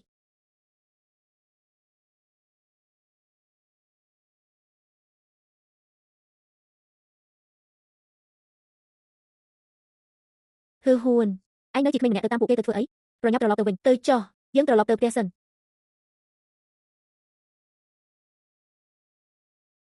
លោកម៉ានៅស្រុកកំណើតខ្ញុំចិត្តនឹងមានការប្រយុទ្ធគ្នាដោយអាវុធហើយខ្ញុំត្រូវការមេក្រុមមកពីខេត្តផ្សេងរបស់លោកឲ្យនាំមនុស្សមកទីនេះឲ្យបានឆាប់ប្រហែលជាច្រើនជាង50នាក់បើយឺតជាងនេះពិតជាមានរឿងធំហើយបានភូមិមិនបានទេបើរងចាំក្រុមស៊ើបអង្កេតមកដល់គ្រប់យ៉ាងក៏ហួសពេលហើយត្រូវឲ្យរថយន្តសង្គ្រោះបន្ទាន់ជាមុនភូមិនឹងមានមនុស្សរងរបួសប្រហែល20ទៅ30នាក់បងខ្ញុំមានអារម្មណ៍ថាបងដូចអ្នកមើលថែកូនអីចឹងពូធំនិងពួកគាត់ទទួលបន្ទុកចូលប្រយុទ្ធបងវិញទទួលបន្ទុកដោះស្រាយបញ្ហាក្រោយការប្រយុទ្ធគួរឲ្យស្ដាយពួកគេមិនស្ដាប់ខ្ញុំទេការវាយតប់ជាក្រុមមានហានិភ័យខ្លាំងពេកចុះពេលបុណ្យជាតិមុនហេតុអ្វីបងនៅចំណាយលុយឲ្យគេវាយគ្នាពេលនេះមិនដូចពីមុនទេ ពេលនោះស្រូវខ្លាំងយើងខ្សោយដូច្នេះចាំបាច់ត្រូវប្រយុទ្ធតែឥឡូវពួកអ្នកភូមិលីនោះសុទ្ធតែជាមនុស្សល្ងង់ខ្លៅខ្ញុំមានវិធីមួយរយយ៉ាងដើម្បីឲ្យពួកវាចុះចាញ់និងទទួលស្គាល់កំហុសលោកហឺខាងលោកទៅដល់ណាហើយខ្ញុំបានទូរស័ព្ទទៅស្ថានីយ៍រួចហើយខ្ញុំក៏កំពុងប្រញាប់ទៅរកលោកដែរល្អហើយលោកអភិបាលស៊ី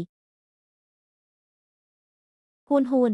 ហេតុអ្វីមានមន្ត្រីជាច្រើនទូរស័ព្ទមករកឯងខ្ញុំបានរាយការណ៍ទៅសមត្ថកិច្ចហើយខ្ញុំប្រាប់ថាខ្ញុំមានខ្សែទំនាក់ទំនងជាមួយក្រុមស៊ើបអង្កេតតែលោកតានិងពួកគាត់មិនជឿខ្ញុំទេម៉ាក់នឹងឈានស្នាក់នៅផ្ទះសិនខ្ញុំចេញទៅមើលស្ថានភាពហួនហេតុអ្វីឯងមកទីនេះខ្ញុំមកមើលស្ថានភាពមីងទី3ពូធំនិងពូទី4នៅឯណាពួកគេមិនបានរងរបួសទេគ្រាន់តែត្រូវក្រុមស៊ើបអង្កេតនាំឡើងរថយន្តប៉ូលីសលោកតារបស់ឯងកំពុងជេរទាមទារហេតុផលជាមួយពួកគេ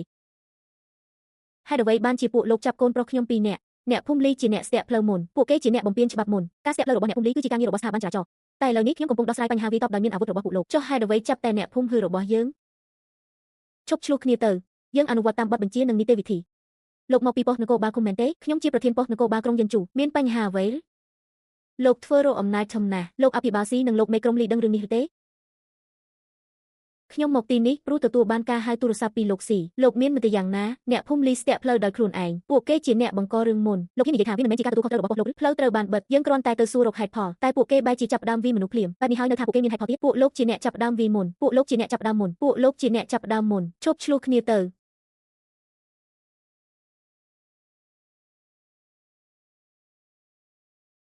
មូលហេតុនៃចំនួនមិនមែនជាកិច្ចការរបស់យើងទេប៉ុន្តែការវាយតប់គ្នាត្រូវតែប្រន្ទាទោសធ្ងន់ធ្ងរលោកតាកុំបារម្ភខ្ញុំមានអ្នកធំនៅពីក្រោយ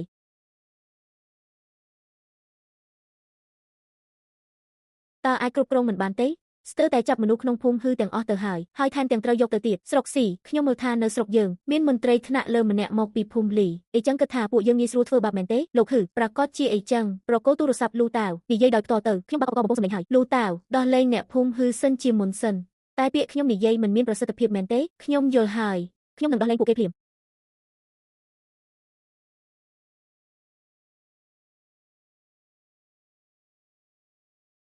នេះឯងកំពុងធ្វើអីលេងធ្វើជារឿងក្មេងឬលោកស៊ឺចិនបាននិយាយថាមុនពេលស៊ើបអង្កេតរឿងនេះច្បាស់លាស់មិនអាចនាំមនុស្សទៅតាមអំពើចិត្តបានទេត្រូវនាំទៅសិនដើម្បីស៊ើបអង្កេតហើយធ្វើម៉េចទើបដឹងច្បាស់អ្នកភូមិគឺជាច្រើនអ្នកប្រដាប់ដោយអាវុធរត់មកវារហូតមានមនុស្សរងរបួសជាច្រើននេះមិនមែនជាចិត្តណាមកករឿងទេនិយាយថានាំទៅក៏នាំទៅភ្លាមអំណាចធំណាស់ហើយមែនទេអ្នកជាអ្នកណាខ្ញុំគ្រាន់តែជាអ្នកភូមិធម្មតាម្នាក់នៅភូមិហឺនាំគេទៅឲ្យខ្ញុំចៅប្រុសខ្ញុំនៅជាក្មេងនៅឡើយតើពួកអ្នកមានសិទ្ធិអីនាំគេទៅ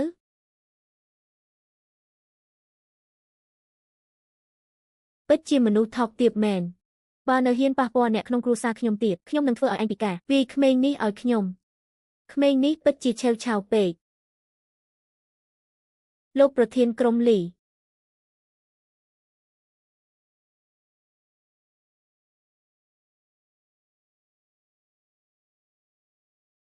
ហេតុអ្វីលោកមកទីនេះមានអ្នករាយការណ៍ថាទីនេះមានអ្នកភូមិជាច្រើនក្រុមកំពុងមានចំនួនធំខ្ញុំមិនមកបានឬស្ថានភាពយ៉ាងម៉េចហើយមានមនុស្ស7 ទៅ 8អ្នករងរបួសមិនធ្ងន់ទេរថយន្តសង្គ្រោះកំពុងមកតាមផ្លូវលោកប្រធានក្រុមលីអ្នកភូមិគួយជាអ្នកបង្ករឿងមុនហើយវាមនុស្សរងរបួសជាច្រើននេះជាការរំលោភច្បាប់យ៉ាងធ្ងន់ធ្ងរខ្ញុំស្នើឲ្យនាំពួកគេទាំងអស់ទៅលីយ៉ាងច្រើនក៏គ្រាន់តែជាចំនួនអ្នកជិតខាងប៉ុណ្ណោះហេតុអ្វីខ្លាចជារំលោភច្បាប់និយាយស្ដីត្រូវប្រយ័ត្នពាក្យសម្ដីតើស្នាមជើងនៅមុខខ្ញុំនេះខ្ញុំជាអ្នកជន់ទុកដោយខ្លួនឯងឬពួកគេសំបីតែខ្ញុំក៏ហ៊ានវាយតើមកពីអ្នកលំអៀងទៅខាងភូមិលីឬទើបពួកគេហ៊ានចោះដៃខ្ញុំគ្រាន់តែកំពុងពន្យល់ការពិតនិងហេតុផលដល់ពួកគេលីតាវតើលីយ៉ាងចង់នាំអ្នកភូមិហឺទៅមែនទេទើបធ្វើឲ្យពួកគេហឹងតាមពិតលីយ៉ាងគ្រាន់តែមានចំនួនបន្តិចជាមួយមិត្តរបស់អ្នកមិត្តម្នាក់ណារបស់ខ្ញុំលោកហឺឯងកំពុងធ្វើអីមិនទាន់ដោះលោកហឺទៀត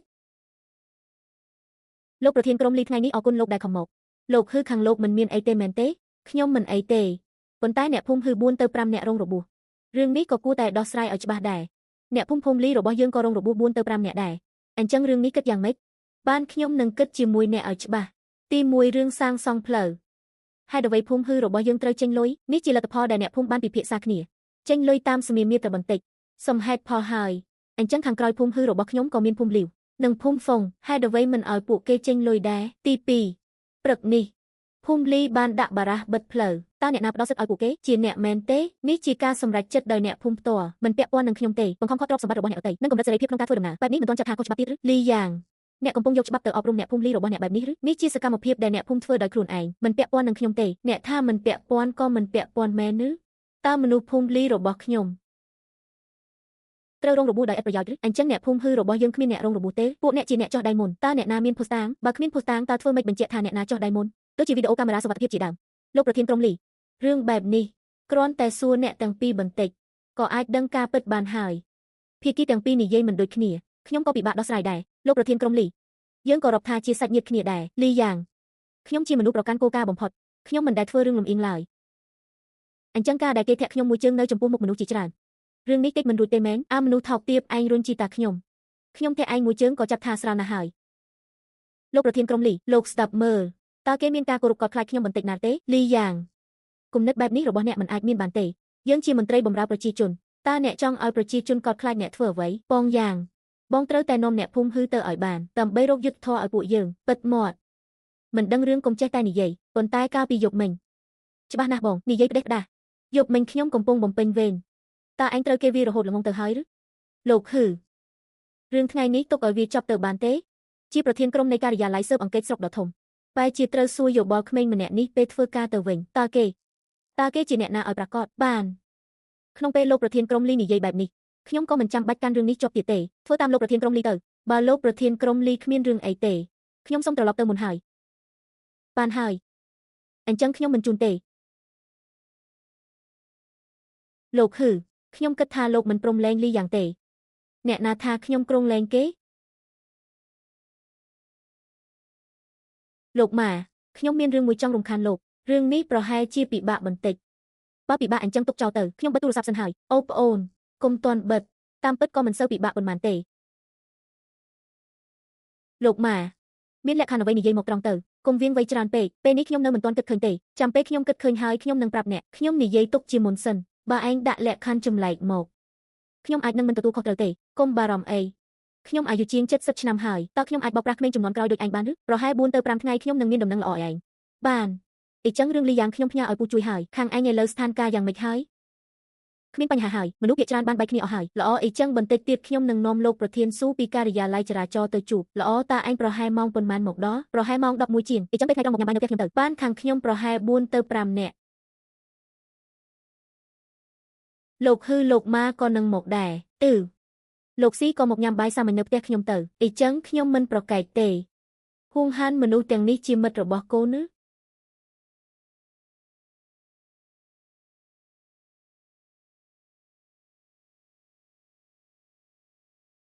សួស្ដីលោកតាខ្ញុំស៊ីយូជាអ្នកបម្រើការងាររដ្ឋនៅទីក្រុងអ៊ីនជូរបស់យើងសួស្ដីក្មួយលោកតាគាត់ជាអ្នកដឹកនាំទីក្រុងអ៊ីនជូរបស់យើងអូគឺលោកអភិបាលស៊ីនោះឯងមិននឹកស្មានថាអភិបាលទីក្រុងរបស់យើងនៅក្មេងបែបនេះទេលោកតាខ្ញុំឈ្មោះលីឈុនខ្ញុំទទួលបន្ទុកសុវត្ថិភាពប្រជាពលរដ្ឋនិងសណ្ដាប់ធ្នាប់សង្គមក្នុងស្រុកដាជឺរបស់យើងគាត់ជាប្រធានក្រុមស៊ើបអង្កេតក្នុងស្រុកដាជឺរបស់យើងអូហូ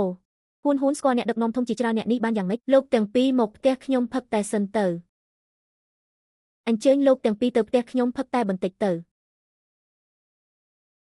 ហ៊ួន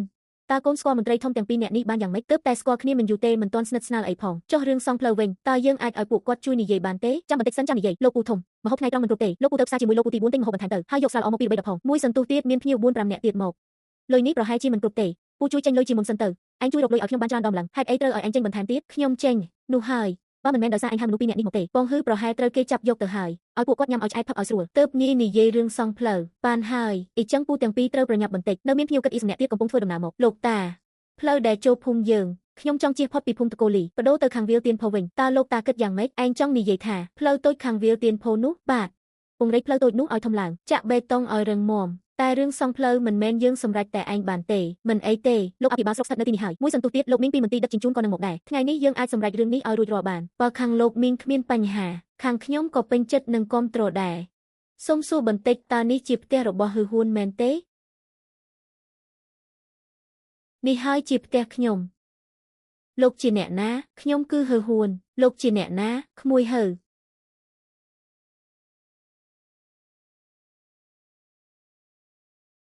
នេះជាចៅស្រីខ្ញុំម៉ាយ៉ាវនៅផ្ទះក៏អត់មានការងារធ្វើក៏នាំនាងមកដើរលេងបន្តិច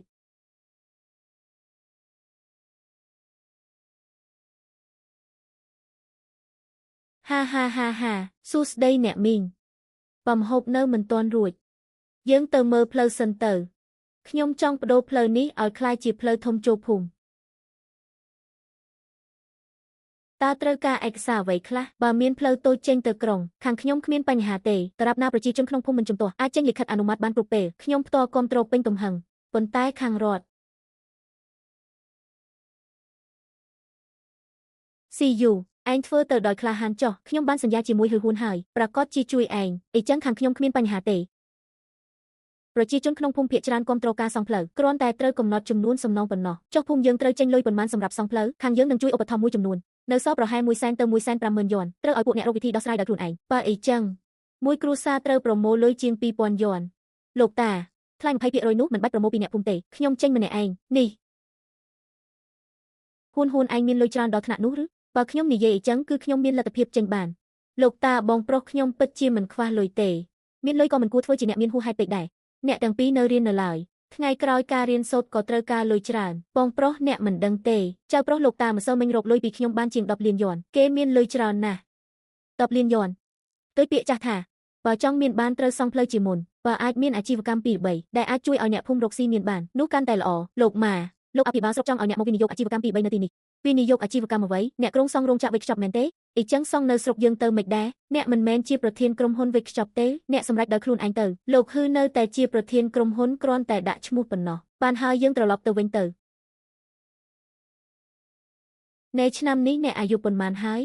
19ចុះលុយទាំងនេះអ្នករកបានមកពីណាលោកតាអ្នកឲ្យអ្នកមកសួរខ្ញុំមែនទេអត់ទេខ្ញុំគ្រាន់តែមានអារម្មណ៍ថាជីវិតអ្នកពិតជាអស្ចារ្យណាស់ចង់រកគំនិតបន្តិចអ្នកកំពុងសរសេរប្រឡំលោកមែនទេនិយាយឲ្យស្រាលបន្តិចលោកតាអ្នកមានមុខជំនួញធំបែបនេះហេតុអីអ្នកបែរជាចង់សរសេរប្រឡំលោកមុខជំនួញធំប៉ុណ្ណាក៏ដោយមានប្រយោជន៍អ្វីជីវិតមនុស្សមានតែប្រហែល100ឆ្នាំមិនស្មោះរកអ្វីដែលខ្លួនចូលចិត្តធ្វើទេចំណង់ចំណូលចិត្តយកមកចិញ្ចឹមជីវិតមិនបានទេបើខ្ញុំជាអ្នកខ្ញុំប្រកាសជាគិតមុនគេថាតើធ្វើម៉េចដើម្បីជួយលោកតាគ្រប់គ្រងក្រុមហ៊ុនពិភពលោកមិនខ្វះអ្នកនិពន្ធតូចម្នាក់ដែលមិនទាន់ល្បីទេប៉ុន្តែលោកតាអ្នកវិញខ្វះអ្នកស្នងមរតកដែលអាចជួយគ្រប់គ្រងក្រុមហ៊ុនខ្ញុំជាអ្នកសម្ភាសគេមិនមែនឬហេតុអីបែរជាត្រូវគេសួររហូតដឹងរឿងខ្ញុំអស់រលីងក្មេងនេះពិតជាចេះល្បិចមែនការព្យាករណ៍អាកាសធាតុថាប៉ុន្មានថ្ងៃទៀតអាចនឹងមានព្រិលធ្លាក់ពេលណាគ្រោះមហន្តរាយព្រិលដ៏ធំនៅឆ្នាំនោះទីបំផុតជិតមកដល់ហើយម៉ាក់ខ្ញុំត្រឡប់ទៅធ្វើកិច្ចការផ្ទះសិនហើយថ្ងៃនេះរវល់ច្រើនណាស់ទៅសម្រាកបានឆាប់ទៅ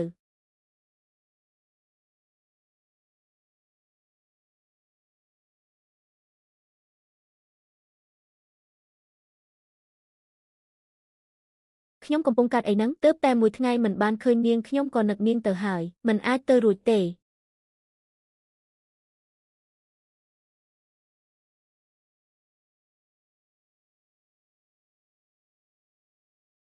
សួស្ដី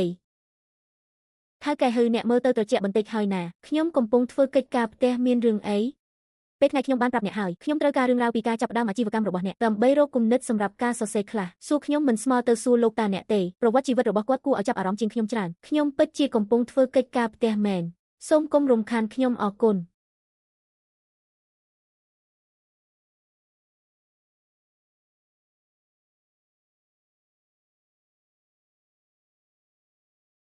ខ្ញុំឃើញមួយថ្ងៃនេះអ្នកមិនបានមករកខ្ញុំសោះខ្លាចថាអ្នកបាត់ខ្លួនទៅហើយ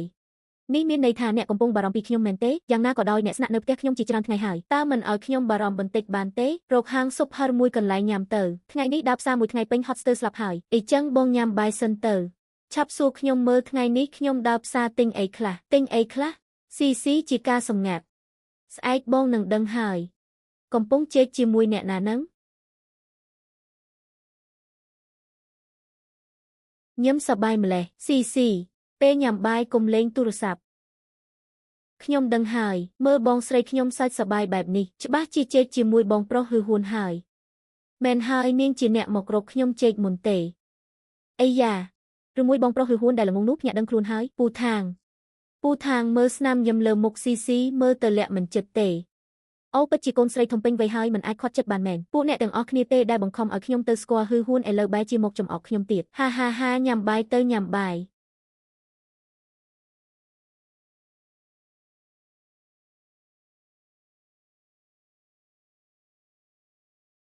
បងគឺបងសោះខ្ញុំស្មានថាម៉ាក់យើងត្រឡប់មកវិញសំណាងហើយដែលជាបងមែនទេបើម៉ាក់យើងឃើញឯងមិនធ្វើកិច្ចការផ្ទះបែរជាមើលរឿងកូរ៉េនឹងត្រូវស្ដីឲ្យមិនខាននៅមើលទៀតអត់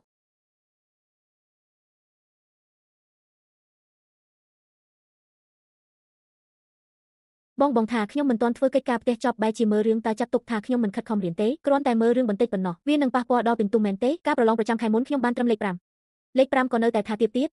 ឥឡូវគ្រួសារយើងមានលុយហើយមិនចាំបាច់ខំប្រឹងប្រកួតប្រជែងដូចពីមុនទៀតទេប្រឡងចូលសាកលវិទ្យាល័យល្អមួយបានក៏ល្អហើយបងនិយាយអីហ្នឹងយ៉ាងហោចណាស់ខ្ញុំនៅប្រឡងចូលសាកលវិទ្យាល័យ1211បានថ្ងៃក្រោយបើបងនៅផ្ទះឯងមើលរឿងមិនបាច់លួចលាក់ឡើយមនុស្សមិនមែនម៉ាស៊ីនទេសម្រាប់នឹងធ្វើការឆ្លាស់គ្នាទើបមានប្រសិទ្ធភាពជាងបងល្អណាស់ច្បាស់ហើយខ្ញុំមានប្អូនស្រីតែម្នាក់គត់ស៊ីត្រឡប់មកហើយឬនៅ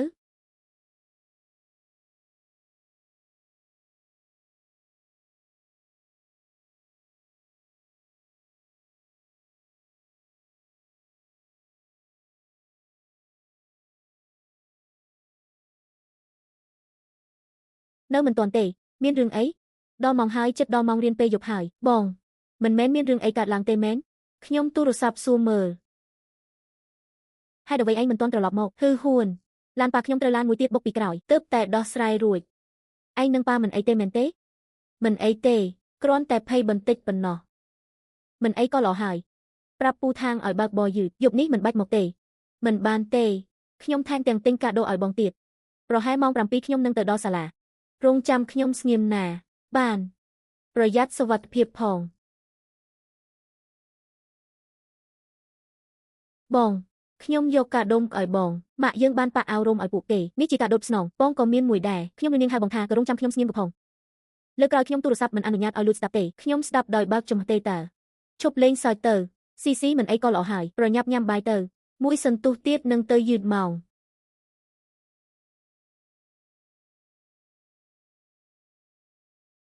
យប់នេះញ៉ាំបាយហើយឬនៅខ្ញុំប្រញាប់ត្រឡប់ទៅសាលាមានពេលណាទៅញ៉ាំ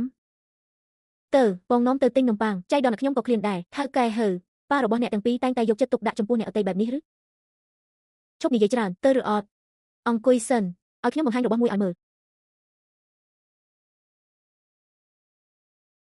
ប្លែកស្អាតមែនខ្ញុំចូលចិត្តណាស់ចូលចិត្តក៏ល្អហើយ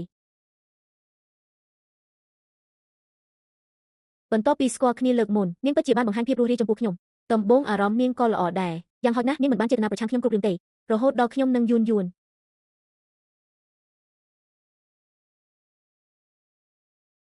ខាងស៊ីនេះជាលើកដំបូងដែលខ្ញុំទទួលកាដូពីមនុស្សស្រី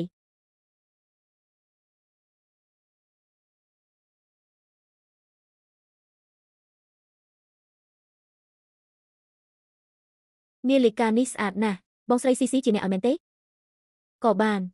បងបើបងមិនចូលចិត្តយកទៅឲ្យបងស្រីស៊ីវិញទៅកាន់ទុកធ្វើអីរបស់ដែលគេឲ្យមកហើយតើមានហេតុផលអីត្រូវយកទៅវិញគុំលុកលាន់រឿងខ្ញុំបងប្រុសឯងគឺបែបនេះហើយជាធម្មតាថ្លៃចាយប្រចាំថ្ងៃរបស់ខ្ញុំក៏គាត់ជាអ្នកឥឡូវថែមទាំងចេះយកចិត្តទុកដាក់រឿងកាដូទៀតតើអ្នកណាមានចិត្តទូលាយជាងខ្ញុំលុយចាយរយៈពេល3ខែរបស់ឯងអាចទិញនាឡិកាបែបនេះបានប៉ុន្មានឈៀនបងឯងប្រហែលជាប្រច័ណ្ឌហើយមែនទេ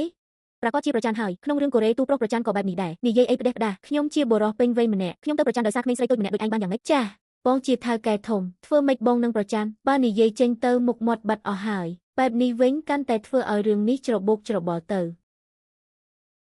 ឧបករណ៍ចាក់វីដេអូដែលឈៀនឲ្យប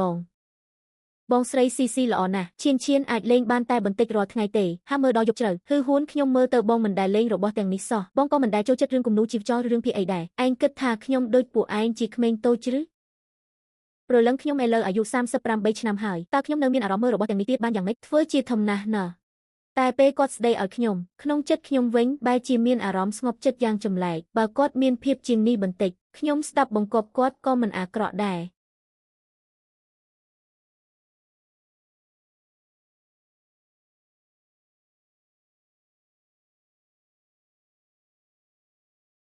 ស៊ីប្អូនស្រីឯងថ្មីនេះយ៉ាងម៉េចហើយយួនអល្អធម្មតាទេពីមុននាងមិនសូវឆ្លាតទេតែថ្មីនេះដូចជាភ្ញាក់ខ្លួនហើយប្រឡងជាញឹកញាប់បានលើ95ពិន្ទុស្រាប់តែភ្ញាក់ខ្លួនហើយនាងទូចចង់ទិញទូរស័ព្ទថ្មីមួយទៀតម៉ាក់ឲ្យនាងប្រើទូរស័ព្ទចាស់នាងក៏មិនព្រមនាងយកទូរស័ព្ទធ្វើអីនាងថាយកលេងហ្គេមហើយមើលទៅលាក់លៀមណាស់លើកនេះនាងថែមទាំងមកសុំលេខទូរស័ព្ទបងពីខ្ញុំដោយផ្ទាល់នាងចង់បានលេខខ្ញុំទិញទូរស័ព្ទថ្មីលេងហ្គេមហើយថែមទាំងចង់បានលេខខ្ញុំទៀតហេតុអ្វីកាន់តែដូចអាកប្បកិរិយារបស់មនុស្សដែលកើតជាថ្មីទៅអ្នកណាដឹងអូខ្ញុំបានឲ្យលេខបងទៅនាងហើយមិនបានទេឥឡូវយកពេកហើយបើនាងជាមនុស្សដែលកើតជាថ្មីមែនប្រកាសជាកំពុងមើលរឿងនេះហើយ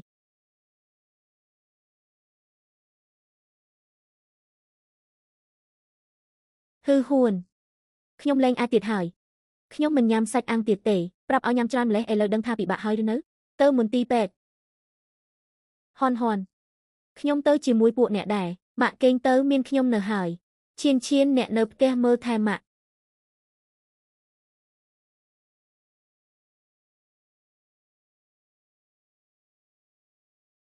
ហឺហួនអ្នកល្អណាស់ខ្ញុំពិតជាធ្វើបាបតាមអ្នក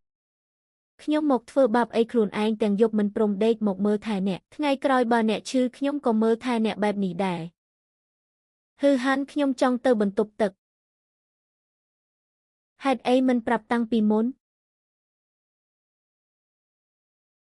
ទើបតែមានអារម្មណ៍ចង់ទៅមែនទេខាងស៊ីស៊ីខ្ញុំព្រមមានអ្នក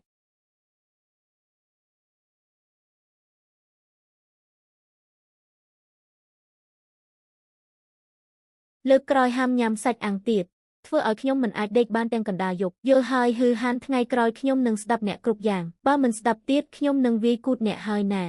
តាមចិត្តអ្នកទៅពិតជាអ្នកស្រីតូចដែលចេះលួងចិត្តមែនពិតជាធ្លាក់ព្រើលមែន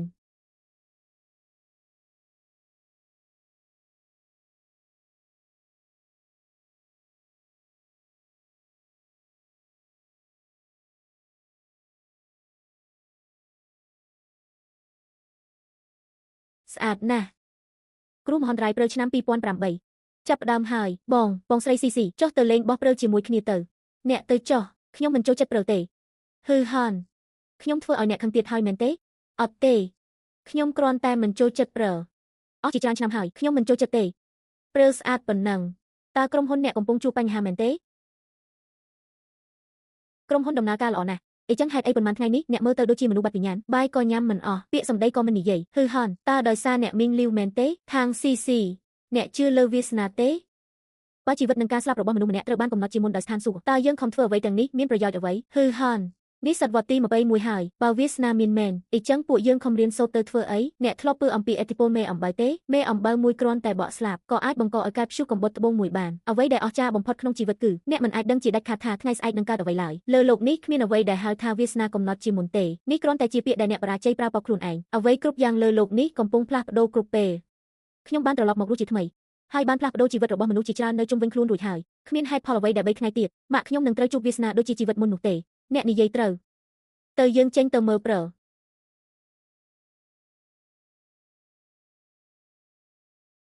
ប្អូនហឺមានដំណឹងល្អមួយលីយ៉ាងត្រូវបាននាំទៅស៊ើបអង្កេតហើយខ្ញុំរំពឹងទុករួចហើយអរគុណលោកម៉ាប្អូនហឺខ្ញុំមើលថារបស់យើងគ្រោងនឹងជោគសារហ៊ុនហើយខាងក្រៅកំពុងនិយាយគ្នាថាតម្លៃក្រុមហ៊ុននឹងឡើងខ្ពស់ខ្លាំងការជោគសារហ៊ុននៅឆ្ងាយទៀតប៉ុន្តែខ្ញុំគ្រោងលក់ចេញទាំងអស់នៅខែក្រោយលក់ចេញហ្គេមអនឡាញនោះកំពុងល្បីខ្លាំងណាស់វាជាដើមឈើបង្កើតលុយច្បាស់លោកម៉ាម្សិលមិញខ្ញុំបានបញ្ចេញដំណឹងទៅហើយថ្ងៃនេះមានក្រុមហ៊ុនធំជាច្រើនដាក់តម្លៃទិញពួកគេឲ្យតម្លៃប៉ុន្មានតាមការប៉ាន់ស្មានយ៉ាងប្រយ័ត្នគឺចាប់ពី150លានឡើងទៅបើរងចាំបន្ថែម5ខែទៀតអាចបានច្រើនជាងនេះដើមទុនដំបូងមានតែ8លានមិនដល់ប៉ុន្មានខែផងកាន់ចិត្ត20ដងហើយប្អូនហឺពិតជាមិនចង់រងចាំមើលទៀតមែនទេបើវាជោគសារហ៊ុនមែននោះអាចជាកិច្ចការតម្លៃរាប់ពាន់លានភាពពេញនិយមរបស់ហ្គេមអនឡាញមានវត្តរបស់វាឥឡូវនេះគឺជាចំណុចកំពូលបានចំណេញហើយគួរជប់ត្រឹមនេះក្រុមហ៊ុនត្រូវប្រមូលដើមទុនវិញដើម្បីវិនិយោគលើគម្រោងថ្មីបើនិយាយពីការគិតវែងឆ្ងាយខ្ញុំសូមគោរពអ្នកពួកយើងចាស់ទាំងនេះព្រមចាញ់អ្នកហើយ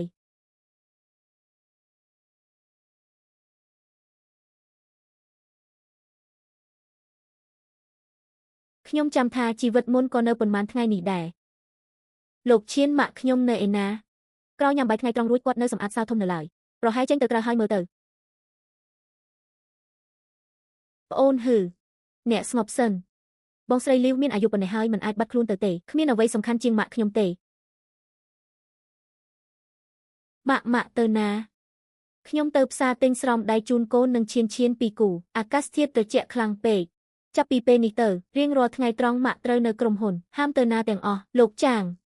លោកហឺចាប់ពីថ្ងៃនេះទៅតាក់ខ្សែសង្វាក់ប្រឆាំងរអិលលើរថយន្ត Sprinter នោះក្នុងអំឡុងពេលនេះប្រើវាសម្រាប់ដឹកម៉ាក់ទៅមកជាពិសេសត្រូវជូនដល់ក្រោមអគារផ្ទះជិះឡានក្រុងក៏ងាយស្រួលដែរមិនចាំបាច់មានឡានផ្ទាល់ខ្លួនទេខ្ញុំថាចាំបាច់អីចឹងគឺចាំបាច់បានអ្នកជើកែខ្ញុំស្ដាប់អ្នកនៅសល់3ថ្ងៃទៀតគ្រាន់តែឆ្លងកាត់3ថ្ងៃនេះឲ្យផុតទៅ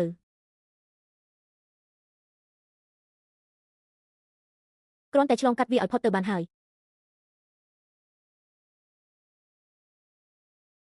ថ្ងៃទី11ខែមករាឆ្នាំ2008ជីវិតមុនម៉ាក់បានជួបគ្រោះថ្នាក់ចរាចរណ៍នៅថ្ងៃនេះ បងក៏មិនក្តៅដែរអ្នកពិតជាឈឺមែនក្បាលឈឺដូចជាកំពុងបែកអីចឹងថ្ងៃនេះជួយសុំច្បាប់ពីលោកគ្រូគូទៅ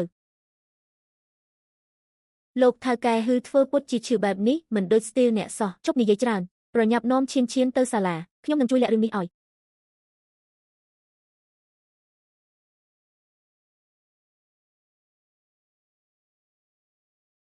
ម៉ាក់មិនមែននិយាយថាឈឺទេគ្រាន់តែធំក្លិនម្ហូបក៏មានកម្លាំងឡើងវិញហើយម៉ាក់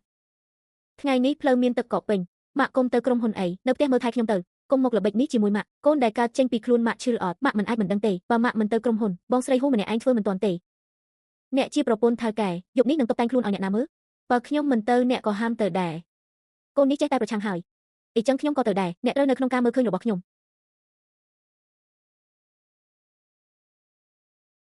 អាកាសធាតុអាក្រក់បែបនេះឡាណូអែលហើយបុកបង្គោលភ្លើងតែម្ដង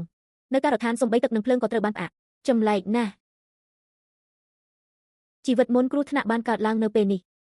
ឥឡូវម៉ាក់នៅក្នុងផ្ទះបាយគួរតែមានសុវត្ថិភាពហើយញ៉ាំស៊ុបឬឈូកជាមួយឆ្អឹងជ្រូកបន្តិចកក់ក្ដៅខ្លួនសិនអំឡុងពេលនេះកូនរីកចម្រើនខ្លាំងណាស់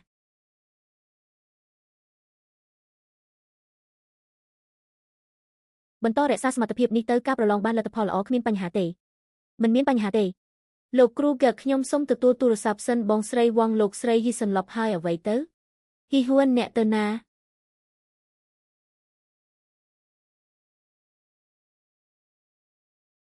តើមានរឿងអ្វីកើតឡើងហ៊ីហួនហេតុអ្វីប្រញាប់ម្ល៉េះ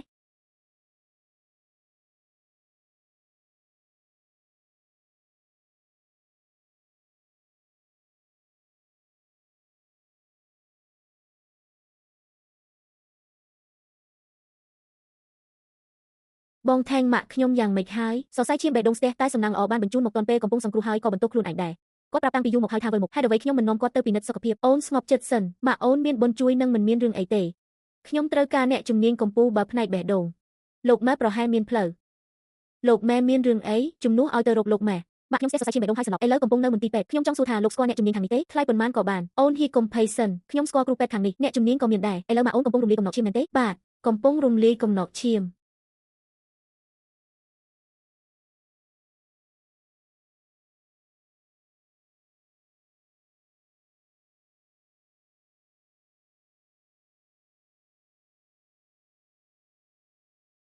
យំធ្វើអី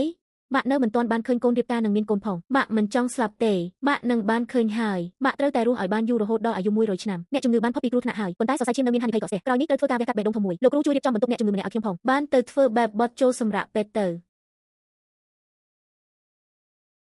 ហ៊ីហួរអ្នកមីងលឺភ្ញាក់ហើយគាត់ប្រកាសជាមិនចង់ឃើញអ្នកក្នុងសភាពនេះទេសែអរគុណអ្នកពួកយើងមិនបាច់និយាយរឿងនេះទេអ្នកក្រុងនឹងនាំអ្នកមីងទៅយ៉ាងចេញពេលណារងចាំមួយសប្តាហ៍នេះឲ្យការហាមសាច់ដុំបេះដូងស្រកសិនទៅខ្ញុំនឹងទៅជាមួយអ្នកជីវិតនេះទីបំផុតខ្ញុំបានរក្សាអ្នកទុកបានហើយម៉ាក់បងស្រីលាវខ្ញុំបានឮពីហ៊ីហួនថាអ្នកធូរស្បើយច្រើនហើយខ្ញុំក៏ស្ងប់ចិត្តដែរធ្វើឲ្យលោកគ្រូក៏ពិបាកហើយកូនពីរអ្នកនេះប្រកាសជាធ្វើឲ្យលោកបារម្ភបន្តិចទេជារឿងធម្មតារបស់មនុស្សទេនាងស្រែកថាមានមនុស្សចិត្តស្លាប់ធ្វើឲ្យអ្នកយាមចាស់ភ័យស្ទើរបាត់ស្មារតីខ្ញុំក៏ភ័យរហូតបាត់ស្មារតីដែរលិខិតសុំច្បាប់ខ្ញុំអនុម័តឲ្យហើយប៉ុន្តែថ្ងៃសុក្រសប្តាហ៍នេះគឺប្រឡងបញ្ចប់ឈ្មោះអ្នកត្រូវគិតពីរឿងនេះផងអរគុណលោកគ្រូកែដល់ពេលនោះខ្ញុំនឹងមើលតាមស្ថានភាពជាសះស្បើយរបស់ម៉ាក់ហ៊ីហួរអ្នកមីងលាវនឹងជាសះស្បើយឡើងវិញអរគុណបងស្រីលាវ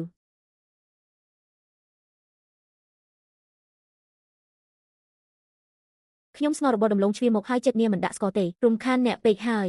ប្អូនហ៊ីអ្នកឲ្យគាត់អង្គុយទៅកុំឲ្យគាត់ទៅអង្គុយលេងមកជុំរាល់ថ្ងៃនេះមិនមែនជួយគាត់ជៀសពីការញៀនទេអីចឹងប៉ុន្មានថ្ងៃនេះសូមរំខានបងស្រីហើយសូមទោសណាស់ដែលមកយឺតអូនហ៊ីខ្ញុំតាក់ទងអ្នកជំនាញបានហើយសាស្ត្រាចារ្យឆែនជាអ្នកជំនាញផ្នែកបេះដូងល្អបំផុតក្នុងខេត្តថ្ងៃស្អែកមកដល់អរគុណច្រើនលោកម៉ែ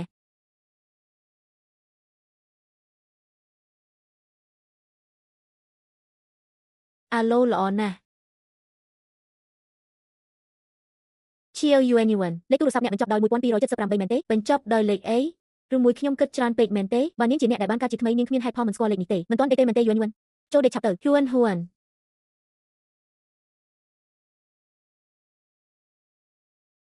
ថ្ងៃនេះថ្ងៃសុក្រប្រឡងបញ្ចប់ឈ្មោះលើកទី1អ្នកនាំឈានឆែននិងសាយត្រឡប់ទៅសាលាឲ្យលឿនម៉ាក់ទេទៅមន្ទីរពេទ្យនៅយ៉ាងចេញត្រូវចំណាយពេល1ម៉ោងឬ2ម៉ោងបើខ្ញុំមិននៅលើឡានមើលថែខ្ញុំមិនស្ងប់ចិត្តទេមានគ្រូសាលោកថែងនិងលោកហាននៅជាមួយហើយមិនអីទេអ្នកជាសិស្សមិនទៅរៀនប៉ុន្មានថ្ងៃក៏មិនអីតែប្រឡងមិនទៅបានយ៉ាងម៉េច Huan Huan ស្ដាប់តាមម៉ាក់អ្នកទៅខាងជាងឆេងខ្ញុំតាក់ទងទុករួចហើយនៅទីនេះមានខ្ញុំហើយបងស្រីលាវខ្លាចថានឹងធ្វើឲ្យអ្នកយឺតការប្រឡងជុំមហាវិទ្យាល័យត្រឡប់ទៅចុះមានប៉ានិងម៉ាក់ខ្ញុំនៅទីនេះពួកយើងត្រឡប់ទៅប្រឡងឲ្យបានល្អបើអ្នកមីងមានអារម្មណ៍ល្អសុខភាពក៏នឹងកាន់តែមានស្ថិរភាពបានអញ្ចឹងខ្ញុំផ្ញើម៉ាក់ឲ្យអ្នកទាំងអស់គ្នាហើយកុំបារម្ភខ្ញុំនឹងបើកឡានតាមពីក្រោយរថយន្តសង្គ្រោះបញ្ជាក់ចេញសំបីមួយផ្លេតពួកយើងទៅចុះក្មេងសៃសៃនេះពិតជាអាចបញ្ចុះបញ្ចូលហ៊ួនបានមែនបងស្រីលាវបងគិតថាសៃសៃរបស់ខ្ញុំយ៉ាងម៉េចល្អណាស់ខ្ញុំចូលចិត្តនាងខ្លាំងណាស់មែនហើយបងស្រីលាវខ្ញុំគិតថាពួកបងគួរនិយាយត្រង់ទៅល្អជាងបង្ហាញទំនាក់ទំនងរបស់ពួកគេឲ្យច្បាស់ទៅសំបីខ្ញុំឈរមើលពីម្ខាងក៏នឿយដែរឪពុកម្ដាយពីគ្រួសាររបស់ពួកអ្នកសុទ្ធតែសង្ឃឹមឲ្យពួកគេទាំងពីរបានរៀបការជាមួយគ្នាអញ្ចឹងមនុស្សធំពីរអ្នកសម្រេចចិត្តឲ្យពួកគេទៅកំណត់ទំនាក់ទំនងនេះឲ្យច្បាស់ទៅកុំឲ្យអ្នកក្រៅនិយាយដើមបងស្រីលាវខ្ញុំគិតថាលោកហែននិយាយមានហេតុផលណាស់បងគិតយ៉ាងម៉េចខ្ញុំក៏គិតថាល្អណាស់ដែរក្មេងសៃសៃនោះស្អាតហើយចេះដឹងទៀតខ្ញុំឃើញហើយចូលចិត្តប៉ុន្តែបើហ៊ីហ៊ួនរឿងផ្សេងខ្ញុំមិនអាចសម្រេចជំនួសគាត់បានទេប៉ុន្តែរឿងរៀបការរបស់គាត់ត្រូវតែស្ដាប់ខ្ញុំអាកាសធាតុអាក្រក់មែនឡានក្រុងហេតុអ្វីមិនទាន់មកទៀតជើងខ្ញុំស្ពឹកដោយសារត្រជាក់ហើយយកដៃមកធ្វើអីហ៊ីហ៊ួន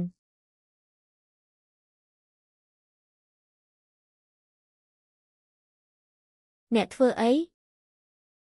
ឆាយនៅក្បែរនេះផងតែត្រជាក់កាន់ទុកឲ្យក្តៅទៅកុំច្រើនពាក្យក៏ក្តៅជាងមុនច្រើនហើយប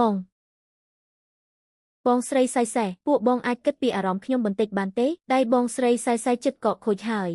ខ្ញុំគ្រាន់តែចង់ជួយនាងប៉ុណ្ណោះបានហើយអ្នកបន្តជួយនាងទៅចាំមើលខ្ញុំនឹងប្រាប់អ្នកទាំងអស់គ្នាអ្នកម្ដាយក្មេក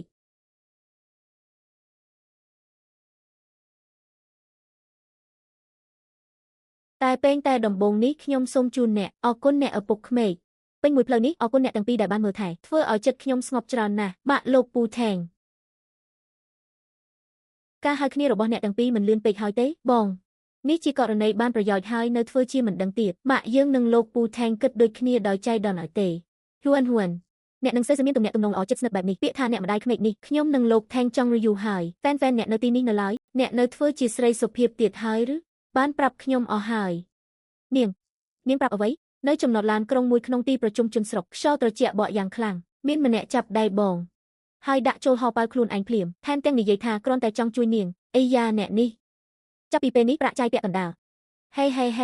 បាក់មើលនាងទៅនាងខឹងព្រោះអៀនហើយហាមនុស្សវ័យក្មេងតែងខ្មាស់អៀនបើពួកកូនទាំងពីរស្រឡាញ់គ្នាពួកយើងជាឪពុកម្ដាយគាំទ្រជាដាច់ខាតមិននឹកស្មានថាបងជាបុរសកក់ក្ដៅបែបនេះទេនាងនោះប្រឌិតឡើងទេផ្លូវរអើខ្ញុំគ្រាន់តែខ្លាចដួលប៉ុណ្ណោះបានហើយកុំធ្វើជាមនុស្សល្អពេកអីខ្ញុំបានពិភាក្សាជាមួយឪពុកម្ដាយខាងកូនក្រមុំរួចហើយដើម្បីកុំឲ្យប៉ះពាល់ដល់ការសិក្សារបស់កូនចាំរៀនចប់សាកលវិទ្យាល័យកូនទាំងពីររៀបការភ្ជាប់ពាក្យជាផ្លូវការភ្ជាប់ពាក្យរៀនចប់សាកលវិទ្យាល័យភ្លាមវាលឿនពេកហើយមែនទេមិនលឿនទេឆ្លៀតពេលនៅក្មេងធ្វើរឿងនេះទៅហើយមានកូនឲ្យបានឆាប់ខ្ញុំនិងប៉ាក៏អាចជួយមើលថែកូនឲ្យបានពិតជាស្អាតណាស់ហើយក៏ផ្អែមល្ហែមទៀតឲ្យម៉ាក់បានអបចៅប្រុសឆាប់ហាក់ដូចជាមិនអាក្រក់ទេបានហើយម៉ាក់សម្រេចតាមម៉ាក់ទៅមិនហើយសំបីតែកាន់ចង្កឹះក៏មិននឹងដៃទៀតខ្ញុំគ្រាន់តែផ្លាត់ដៃទេ小圆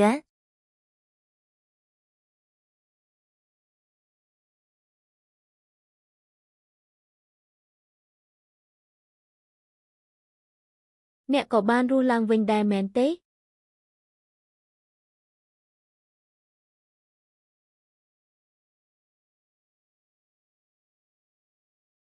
ថាម៉េចខ្ញុំចិត្តខ្លាយជាមនុស្សឯកាហើយបើខ្ញុំនៅតែមិនទទួលស្គាល់អ្នកទៀតអ្នកនឹងរៀបការជាមួយបងស្រីខ្ញុំហើយបើពួកយើងទាំងពីរត្រឡប់មកវិញហើយ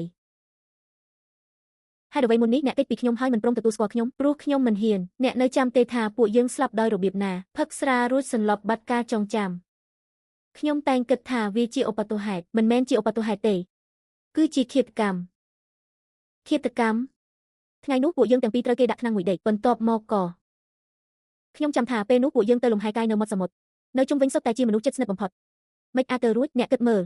បើយើងស្លាប់តើអ្នកណាអាចទទួលបានទ្រព្យសម្បត្តិដ៏ច្រើននោះ倩倩មិនទេនាងគ្មានភាពក្លាហានដល់ថ្នាក់នោះទេហើយក្រោយមកទំនាក់ទំនងរបស់នាងជាមួយខ្ញុំក៏ប្រសើរឡើងវិញដែរប្តីរបស់ប្អូនស្រីគាត់ជាមនុស្សស្មោះត្រង់ម្នាក់ខ្លាចខ្ញុំរហូតស្ទើរតែស្លាប់ឲ្យគេសម្លាប់មនុស្សទោះឲ្យគាត់មានសេចក្តីក្លាហានប៉ុណ្ណាក៏មិនហ៊ានដែរមានអ្នកណាទៀត唐思思ទោះនាងស្អប់ពួកយើងប៉ុណ្ណាក៏ដោយក៏មិនដល់ថ្នាក់ធ្វើបាបអូនស្រីបង្កើតរបស់ខ្លួនទេឬមួយជាបងប្រុសរបស់អ្នកដែលជាកូនក្រៅអាពាហ៍ពិពាហ៍របស់ឪពុកអ្នកតែពេលនោះគាត់មិនបាននៅមាត់សមុទ្រទេហើយក៏មិនមានសិទ្ធិទទួលមរតកដែរមានអ្នកណាទៀតអ្នកចង់និយាយថាបង ទោះខ្ញុំមិនចង់ជឿក៏ដោយ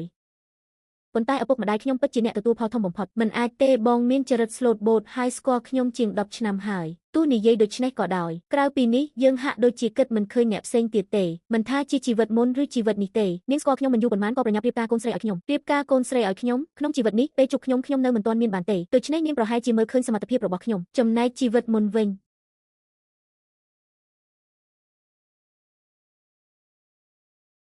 មើលទៅអ្នកពិតជាមានការសម្រេចចិត្តខ្លាំងណាស់ប៉ុន្តែភាពលោភលន់របស់មនុស្សម្នាក់មិនងាយផ្លាស់ប្ដូរទេបើដោយសារចង់បានទ្រព្យសម្បត្តិទាំងនោះហើយចង់គ្រប់គ្រងខ្ញុំតាមរយៈការរៀបការភ្ជាប់សាច់ញាតិវាពិតជាមានសុវត្ថិភាពជាងការសម្លាប់មនុស្សប៉ុន្តែបើការគ្រប់គ្រងបរាជ័យវិញ